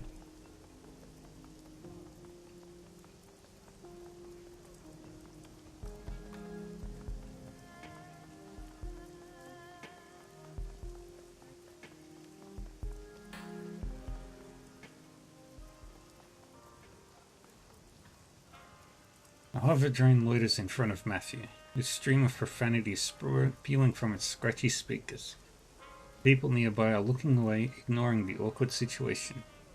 Matthew's cigarello is dead, drenched by rain.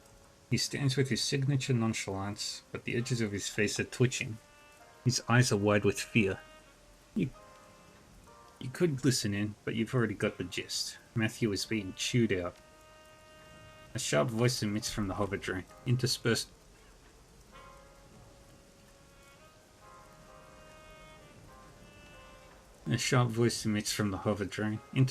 with static crackles. Don't pick up the sails. You're going to be digging dog shit out of tire treads for a living. You got me? Reliable Matthew stutters a response. Hey, Kyung-ha. Come on, beautiful. I've got a half dozen hot leads coming in just today. Don't give me a cheap hustler shtick, loser. If you don't push 10, you and your fuzzy little pals are going to be living in a cardboard box. Don't worry about it. I want to hear yes, sir.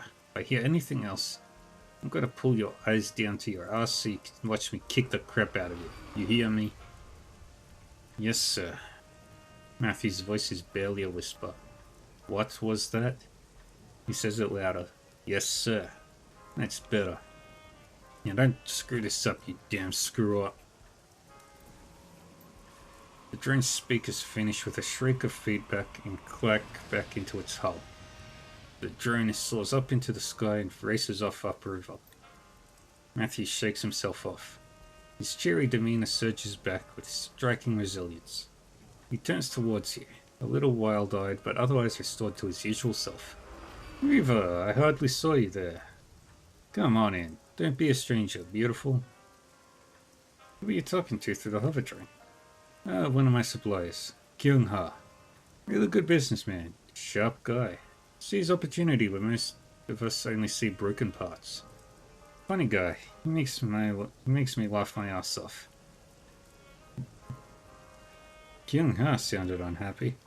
That's just Kyung-ha. He's like a paper tiger. Matthew sways back and forth on his feet, languid and jittery at the same time. He's a big joker, always shouting. But I think he's a real softy at heart. Real big heart for the little people. Keeps me well stocked. What's your business arrangement with Kyung-ha? I sell on commission. Gotta keep these bots moving. They don't earn their keep sitting out in the barge. You don't own most of these drones? Matthew's brows arch up in surprise. Of course not. How could I afford them? I'm so lucky to have a guy like Kyung-ha as a partner. And the problem is he's got me laughing in stitches so much it sometimes distracts me from sales. Kyung-ha's a funny guy, you say? Yeah, I was laughing my ass off over here. Matthew gives you a long, awkward smile. The seconds stretch out. He blinks uncomfortably. When he speaks, his words sound stilted, like he's repeating a mantra. He's a funny guy. Matthew adjusts his suit lapels with mechanical gusto. Ooh, what a pep talk of that Kyung-ha. Feel like I could take on the world right now. Bye, Matthew. Alright. Is there anything else I need to... right, I need to go talk to,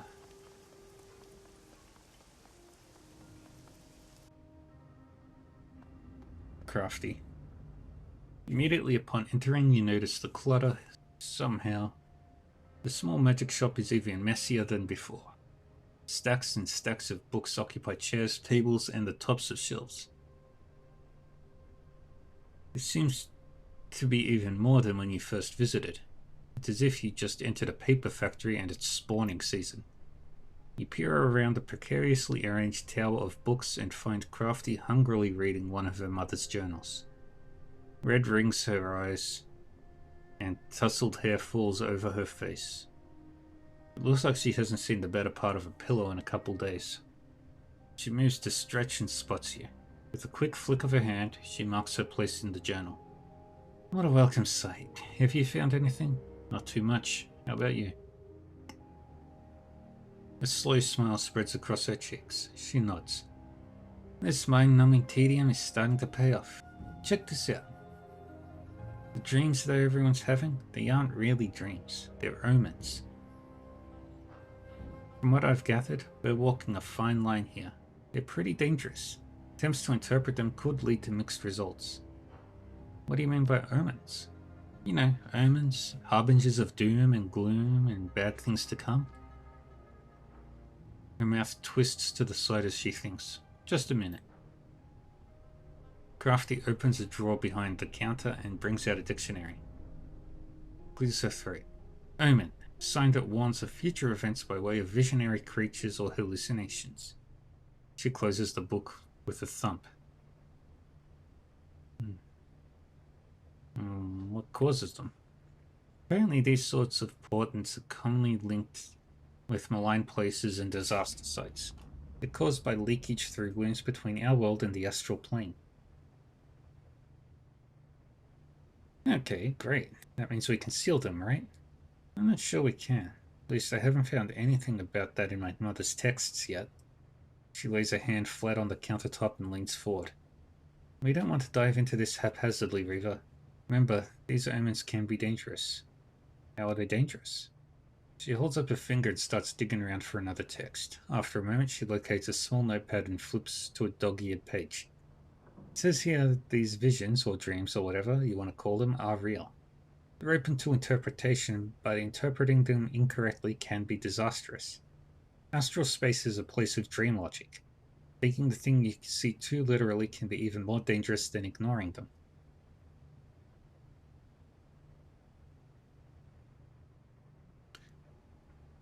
So whatever we do, interpret or ignore, we're inviting trouble. You've got it. The slim chance we have to dig for some sort of meaning is through interpretation. But it's not easy to interpret a dream, and it's even more difficult to separate the nonsense from the substance. Can you interpret the dreams? Crafty plonks the notepad on top of a nearby book tower. I can't help you interpret your dreams. Whatever they're trying to impart, it's beyond me. So all I can do is keep reading. There has to be something in this library that can help us understand what's happening. We're already making strides. Thanks, Crafty. I do my best. She smiles tidily, the bags under her eyes exaggerated by the gesture. And anything I...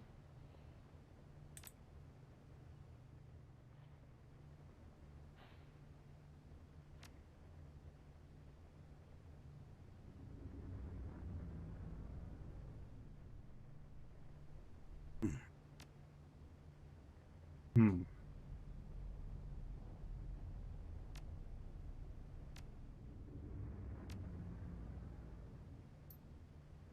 Alright, then we rest. And another stretch.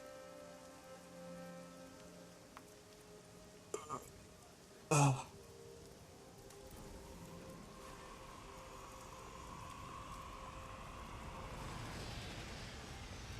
Let me do the resting. And I'll probably call it in about half an hour because I have a lot of things to do tonight. The stabbing pain in your stomach jolts you awake. Your entire abdomen is cramping up. You roll in your cot, willing the shooting pains that radiate from your stomach to go away. Your mouth is bone dry and your tongue is swollen. It feels thick and inarticulate, like a useless slab of meat. A quick glance at your PDA tells you that it's 4 a.m. Outside your cabin, the rest of Heioi sleeps. All that you remember of the dream is that you awoke from is a horrible, unfilled yearning, and a need to get where you're going first. Others were behind you. You could feel the heat of their breath on your neck. If you were to beat them to your destination, you could slam the door in their faces, keep them out and away from what was yours. But if they overtook you, you would feel that terrible longing forever. As you grasp at your last fleeting memories of the dream, a wave of exhaustion washes over you. It feels like you've been drugged. You collapse back into your cot into a black, dreamless sleep. When you open your eyes again, the sun filters in under your door. It is morning.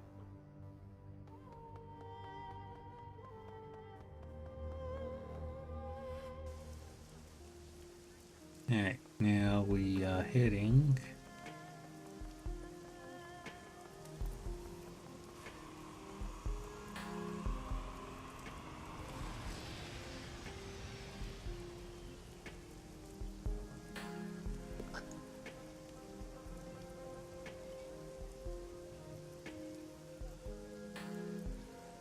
Yeah, we're gonna do Isabel's quest.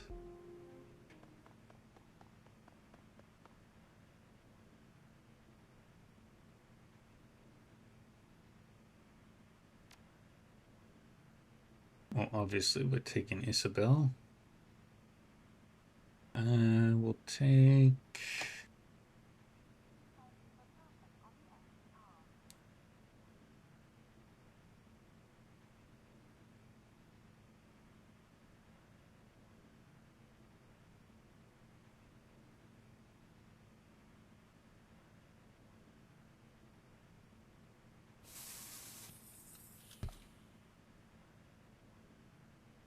Rakta.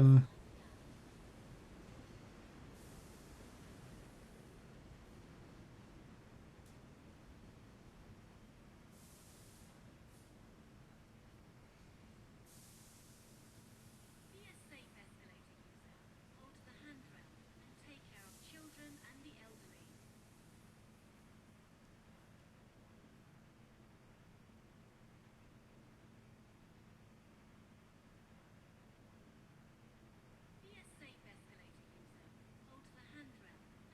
Confirm.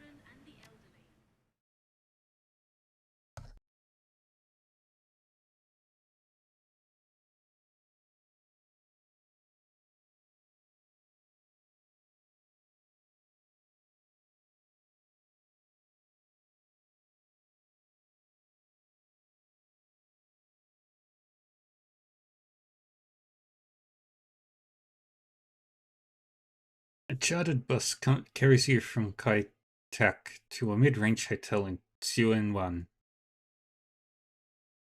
All around you, the happy chatter of your fellow passengers fills your ears.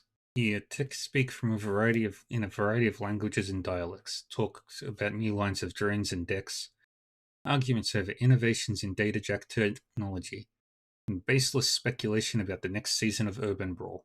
Your guest badge, a glossy slip of laminated paper emblazoned with a flashy logo, hangs on a lanyard around your neck. Your ticket into the convention hall, and the only disguise that you should need.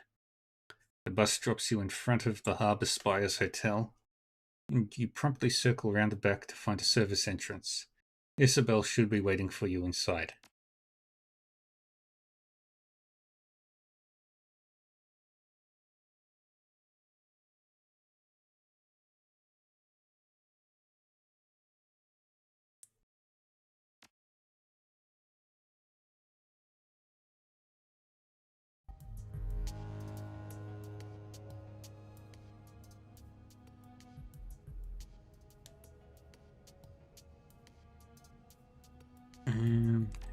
Yes, we don't really have combat in this. So...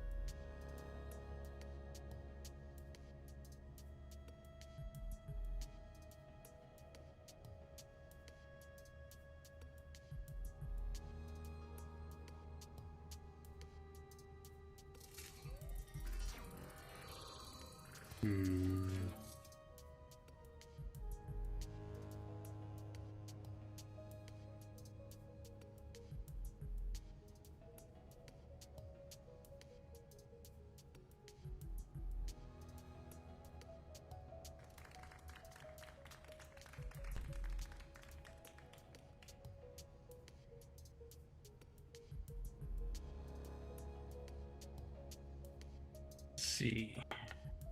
What do we want to upgrade?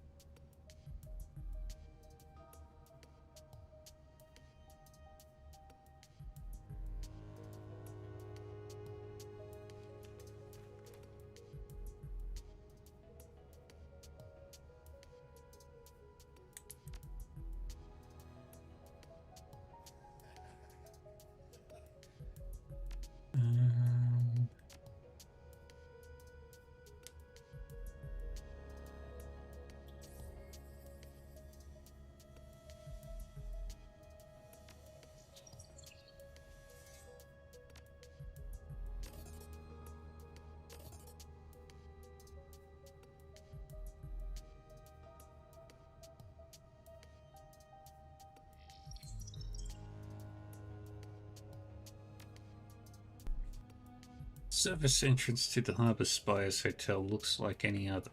Scuffed walls coated in chipped paint, a floor of well-worn hardwood, a time card reader hanging from the wall at a slight tilt. Nothing about the dingy utilitarian confines of the room that you're in hints at the elegance and fine decor of the hotel beyond. You've always been fascinated by seeing how things worked, even as a child. I took apart everything that I could in the name of study. And here we are, in the innards of a fancy hotel, examining the viscera of this place, if you will. Your earpiece crackles to life. Isabel calling from the women's lavatory. Riva. A burst of static fills your ear, obliterating Isabel's voice. A second later, she cuts back in. You in position? Yeah, I'm here. You're kind of breaking up, though. Yeah, no. More white noise. Connection here is crap. The comms keep cutting out. I can barely hear you there. Yeah, hang on a sec. Static. No, try to boost our signal strength. The sound cuts out entirely for a good 5 seconds. When Isabel's voice comes back, it's half again as loud as it was before. There, that's better. What a pain in the ass this is. There's way too much interference coming from the show floor. We aren't going to be able to rely on our comlinks for this. I'll find us a workaround. I hope they do it fast. The entire plan hinges on our being able to communicate. Like I said, I'll find a workaround. For now, let's concentrate on the task at hand.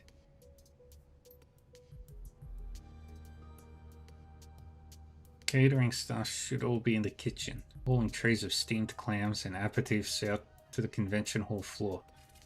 I'm gonna need you to find a way to get me one of their uniforms. One that'll fit someone my size.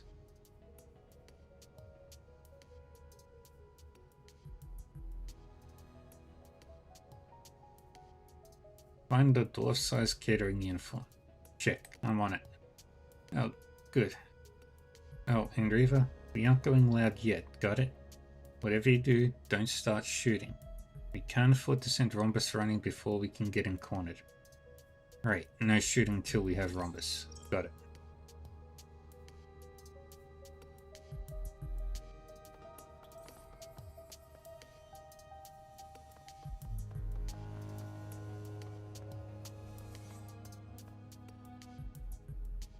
This wall vent looks large enough to accommodate a standard security drain.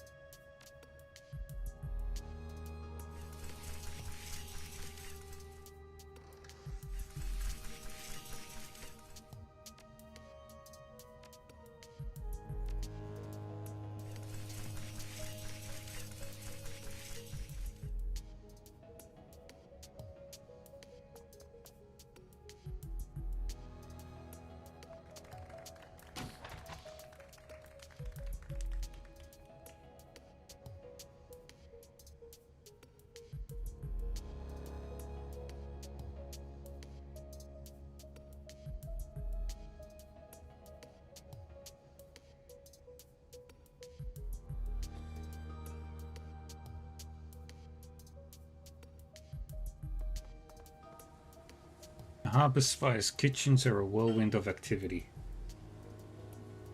Attractive 20-somethings in white catering uniforms dash in and out of the room, their arms lading and heaping trays of steaming shellfish.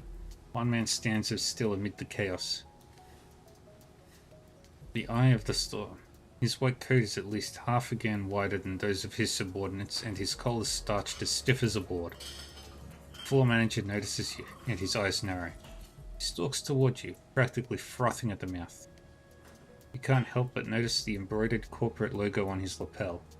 Pastry magic and more. Fine catering. The image is completed by a stylized rendering of what appears to be a frolicking kitten standing astride a pair of shooting stars.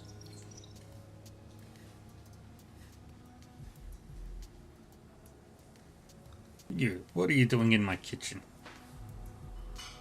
Yes you did. Yes you did, Millie. He glances at your chest, sees the visitor badge hanging from the lanyard that Isabel gave you dangling around your neck. Convention goers are not allowed beyond the show floor. I'm sorry, I must have gotten turned around. Do you know where the Shiawase kiosk is? No, I don't know where your damned kiosk is. Go ask on the show floor. I'm just passing through. Step aside and I'll be on my way. He gestures impatiently. Good, go. Get out of your hair and get back to the show floor where you belong.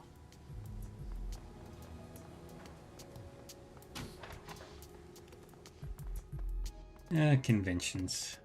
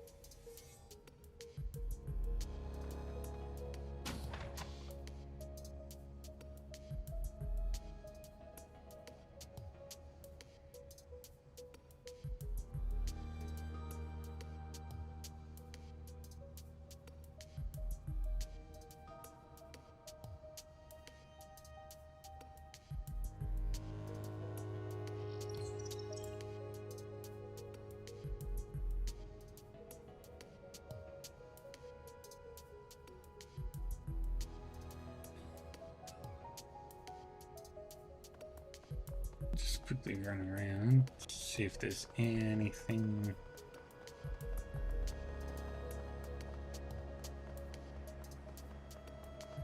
No, I'm gonna go talk to Isabel.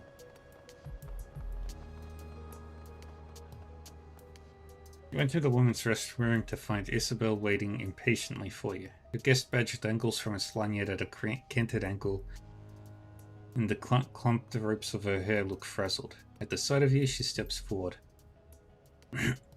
You're here. Good. I was getting tired of hanging out in the ladies' room. You have the uniform? There you go. She eyes the embroidery of the logo, nodding. Good. Good. This will work. Alright, I'm going to change into this thing and hightail it to the employees-only door on the far side of the convention hall. They'll let me in, even without a badge. I just figured that some rich guy wants a drink. There's the VIP area, on the other side of the convention floor. I'll have to cross the show floor to do it, but that should be safe enough. Nobody pays attention to catering staff at these things. So I'll make my way across, pass through the door, and take the elevator up to the admin wing on the 6th floor. All that you need to do is take your position and wait for my instructions without raising an alarm. Pretty simple stuff. Should be foolproof, assuming that you don't screw anything up. Do you have any questions? Have you figured out what we're going to do about that spotty comlink connection? Yes, there's a demo kiosk near the VIP entrance. It's running some new Matrix avatar editing suite, or something like that. The software is called Perfect Persona. When I get to the admin area, I'm going to patch myself into the Perfect Persona console, and we're going to communicate through that. It isn't a perfect solution, but it beats having to deal with a dropped connection. Just be sure to grab the kiosk when you're in position. Don't let anyone else get to it. What should I do between when you leave and when you get in position? Walk the show floor, mingle, try to look like you belong here. Just try not to say or do anything that'll stand out in a bad way. You're supposed to be a hot new decker in town. Try to act the part. What am I supposed to do on the show floor again? Wait by the VIP area door. When I identify Rhombus, you'll apprehend him and tell him that he's the lucky winner of a complimentary VIP pass upgrade. You'll escort him through the VIP doors and to a room that I'll have empty and waiting. Then we'll all get the software from him together, beat him up, and stash him in a closet. No more questions. Let's hit it.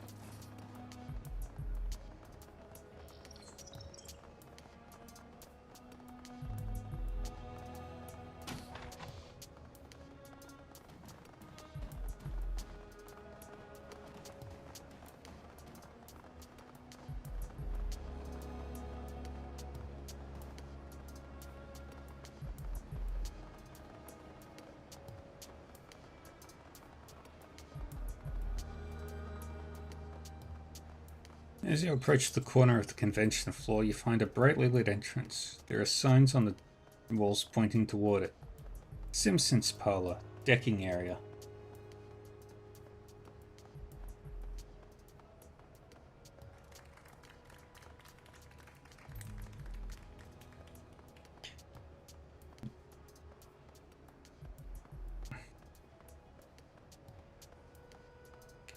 As you draw closer, a convention staffer in a bland uniform steps toward you. Sorry to say it, but we're a bit crammed right now. If you hang on to it, I should be able to squeeze you in soon. There's maybe a half-hour wait. I don't have half an hour. Are you sure that I can't slip on by? I can make it worth your while. We're full up. I don't know how else to say it. You need to wait like everyone else. Stay cool and we'll get you in as soon as possible. The show organizers are going to be livid when they hear you made me wait. He rolls his eyes. Yeah, sure, of course they will. Alright, tell me who you are and I'll see if your name's on the list. Think of me as your friendly tax collector for your local branch of the Yellow Lotus. Your bosses are in the red and I'm here to collect. His eyes widen in surprise. I'm so sorry, I didn't realize who I was dealing with. Yeah, go on through. I think I might just take a lap around the con floor. Take as much time as you need.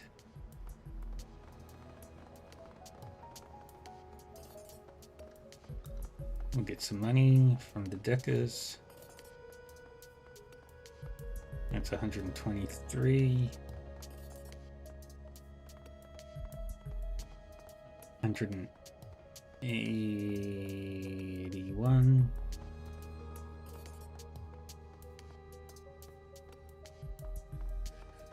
104. 204.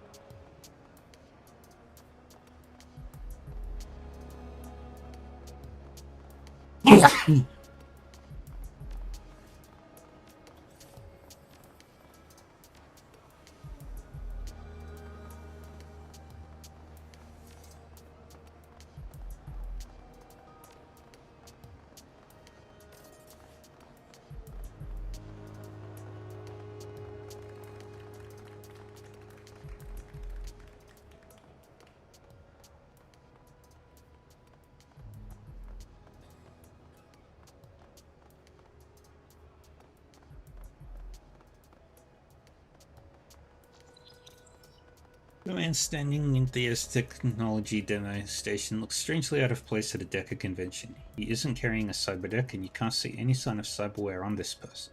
Not even a data jack. It looks up from the kiosk, blinking. Did you want to use this? Am I on your way? He sounds preoccupied. He shifts his body and his movements are unnaturally smooth and graceful. As he moves, you can see that the kiosk screen is flickering. Apparently the demo software has glitched out. Your third eye slides open and the world around you goes grey. The flashing screens and blinking lights of the DEFCON show floor fade to nothing. The aura of the man in front of you crackles like a bonfire. He is magically active, very much so.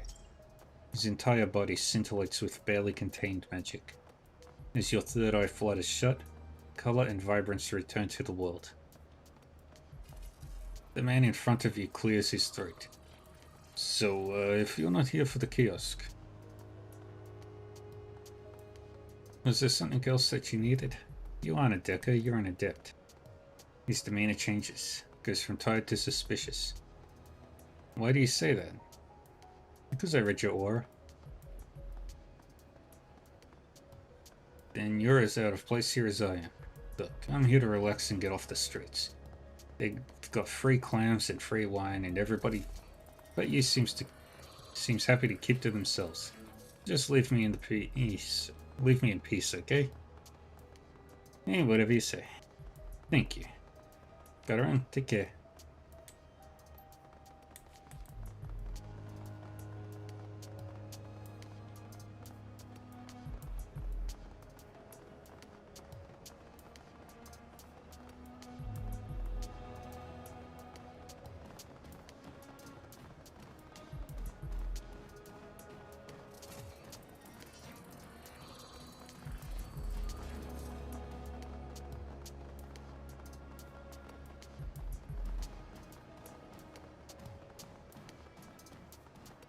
A hot noodle dispenser complete with extruder settings for ramen. The commonly crackles to life with an ear-splitting hiss. Isabel. Okay, I've jacked into the admin computer. Static. Primitive, but I can work with it. Are you in position yet? No, not yet. Get to the waiting position near the VIP entry. Your ears filled with a shrill electronic whine. And use the kiosk. Remember the perfect persona. Use the perfect persona kiosk to talk to you. Copy that. While you're getting there, I'll start working on getting your VIP access and locating Rom. The line goes dead. Got it. Signal you when ready. There is no response. Whether Isabel could hear you or not remains a mystery. If there is any more exploring you'd like to do out here on the show floor, you'd best do it now before we use the kiosk. I doubt that we'd get the opportunity to do afterward. Alright, we'll look around a bit more before we hit the kiosk.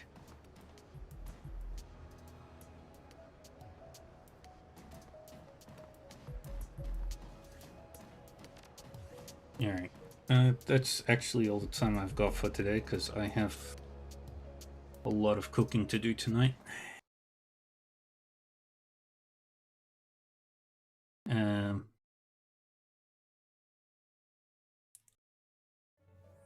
So, yeah.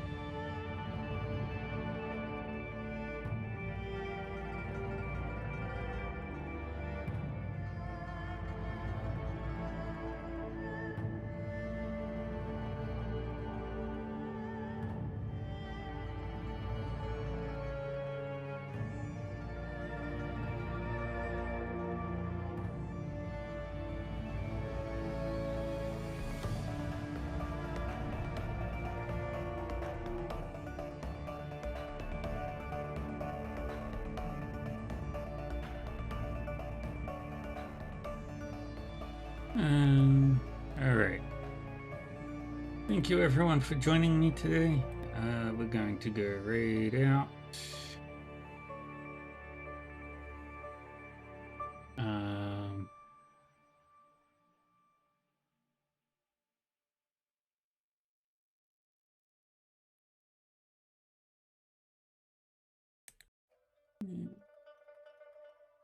See you, any good?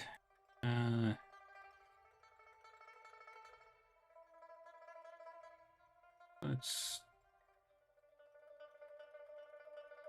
see. Oh,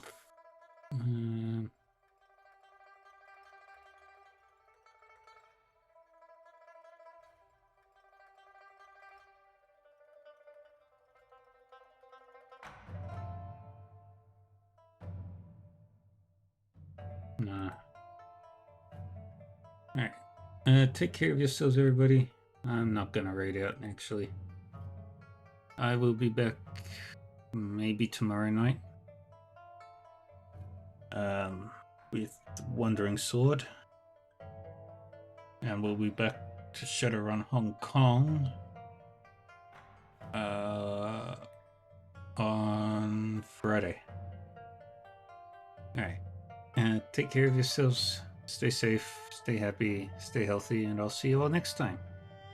Bye-bye.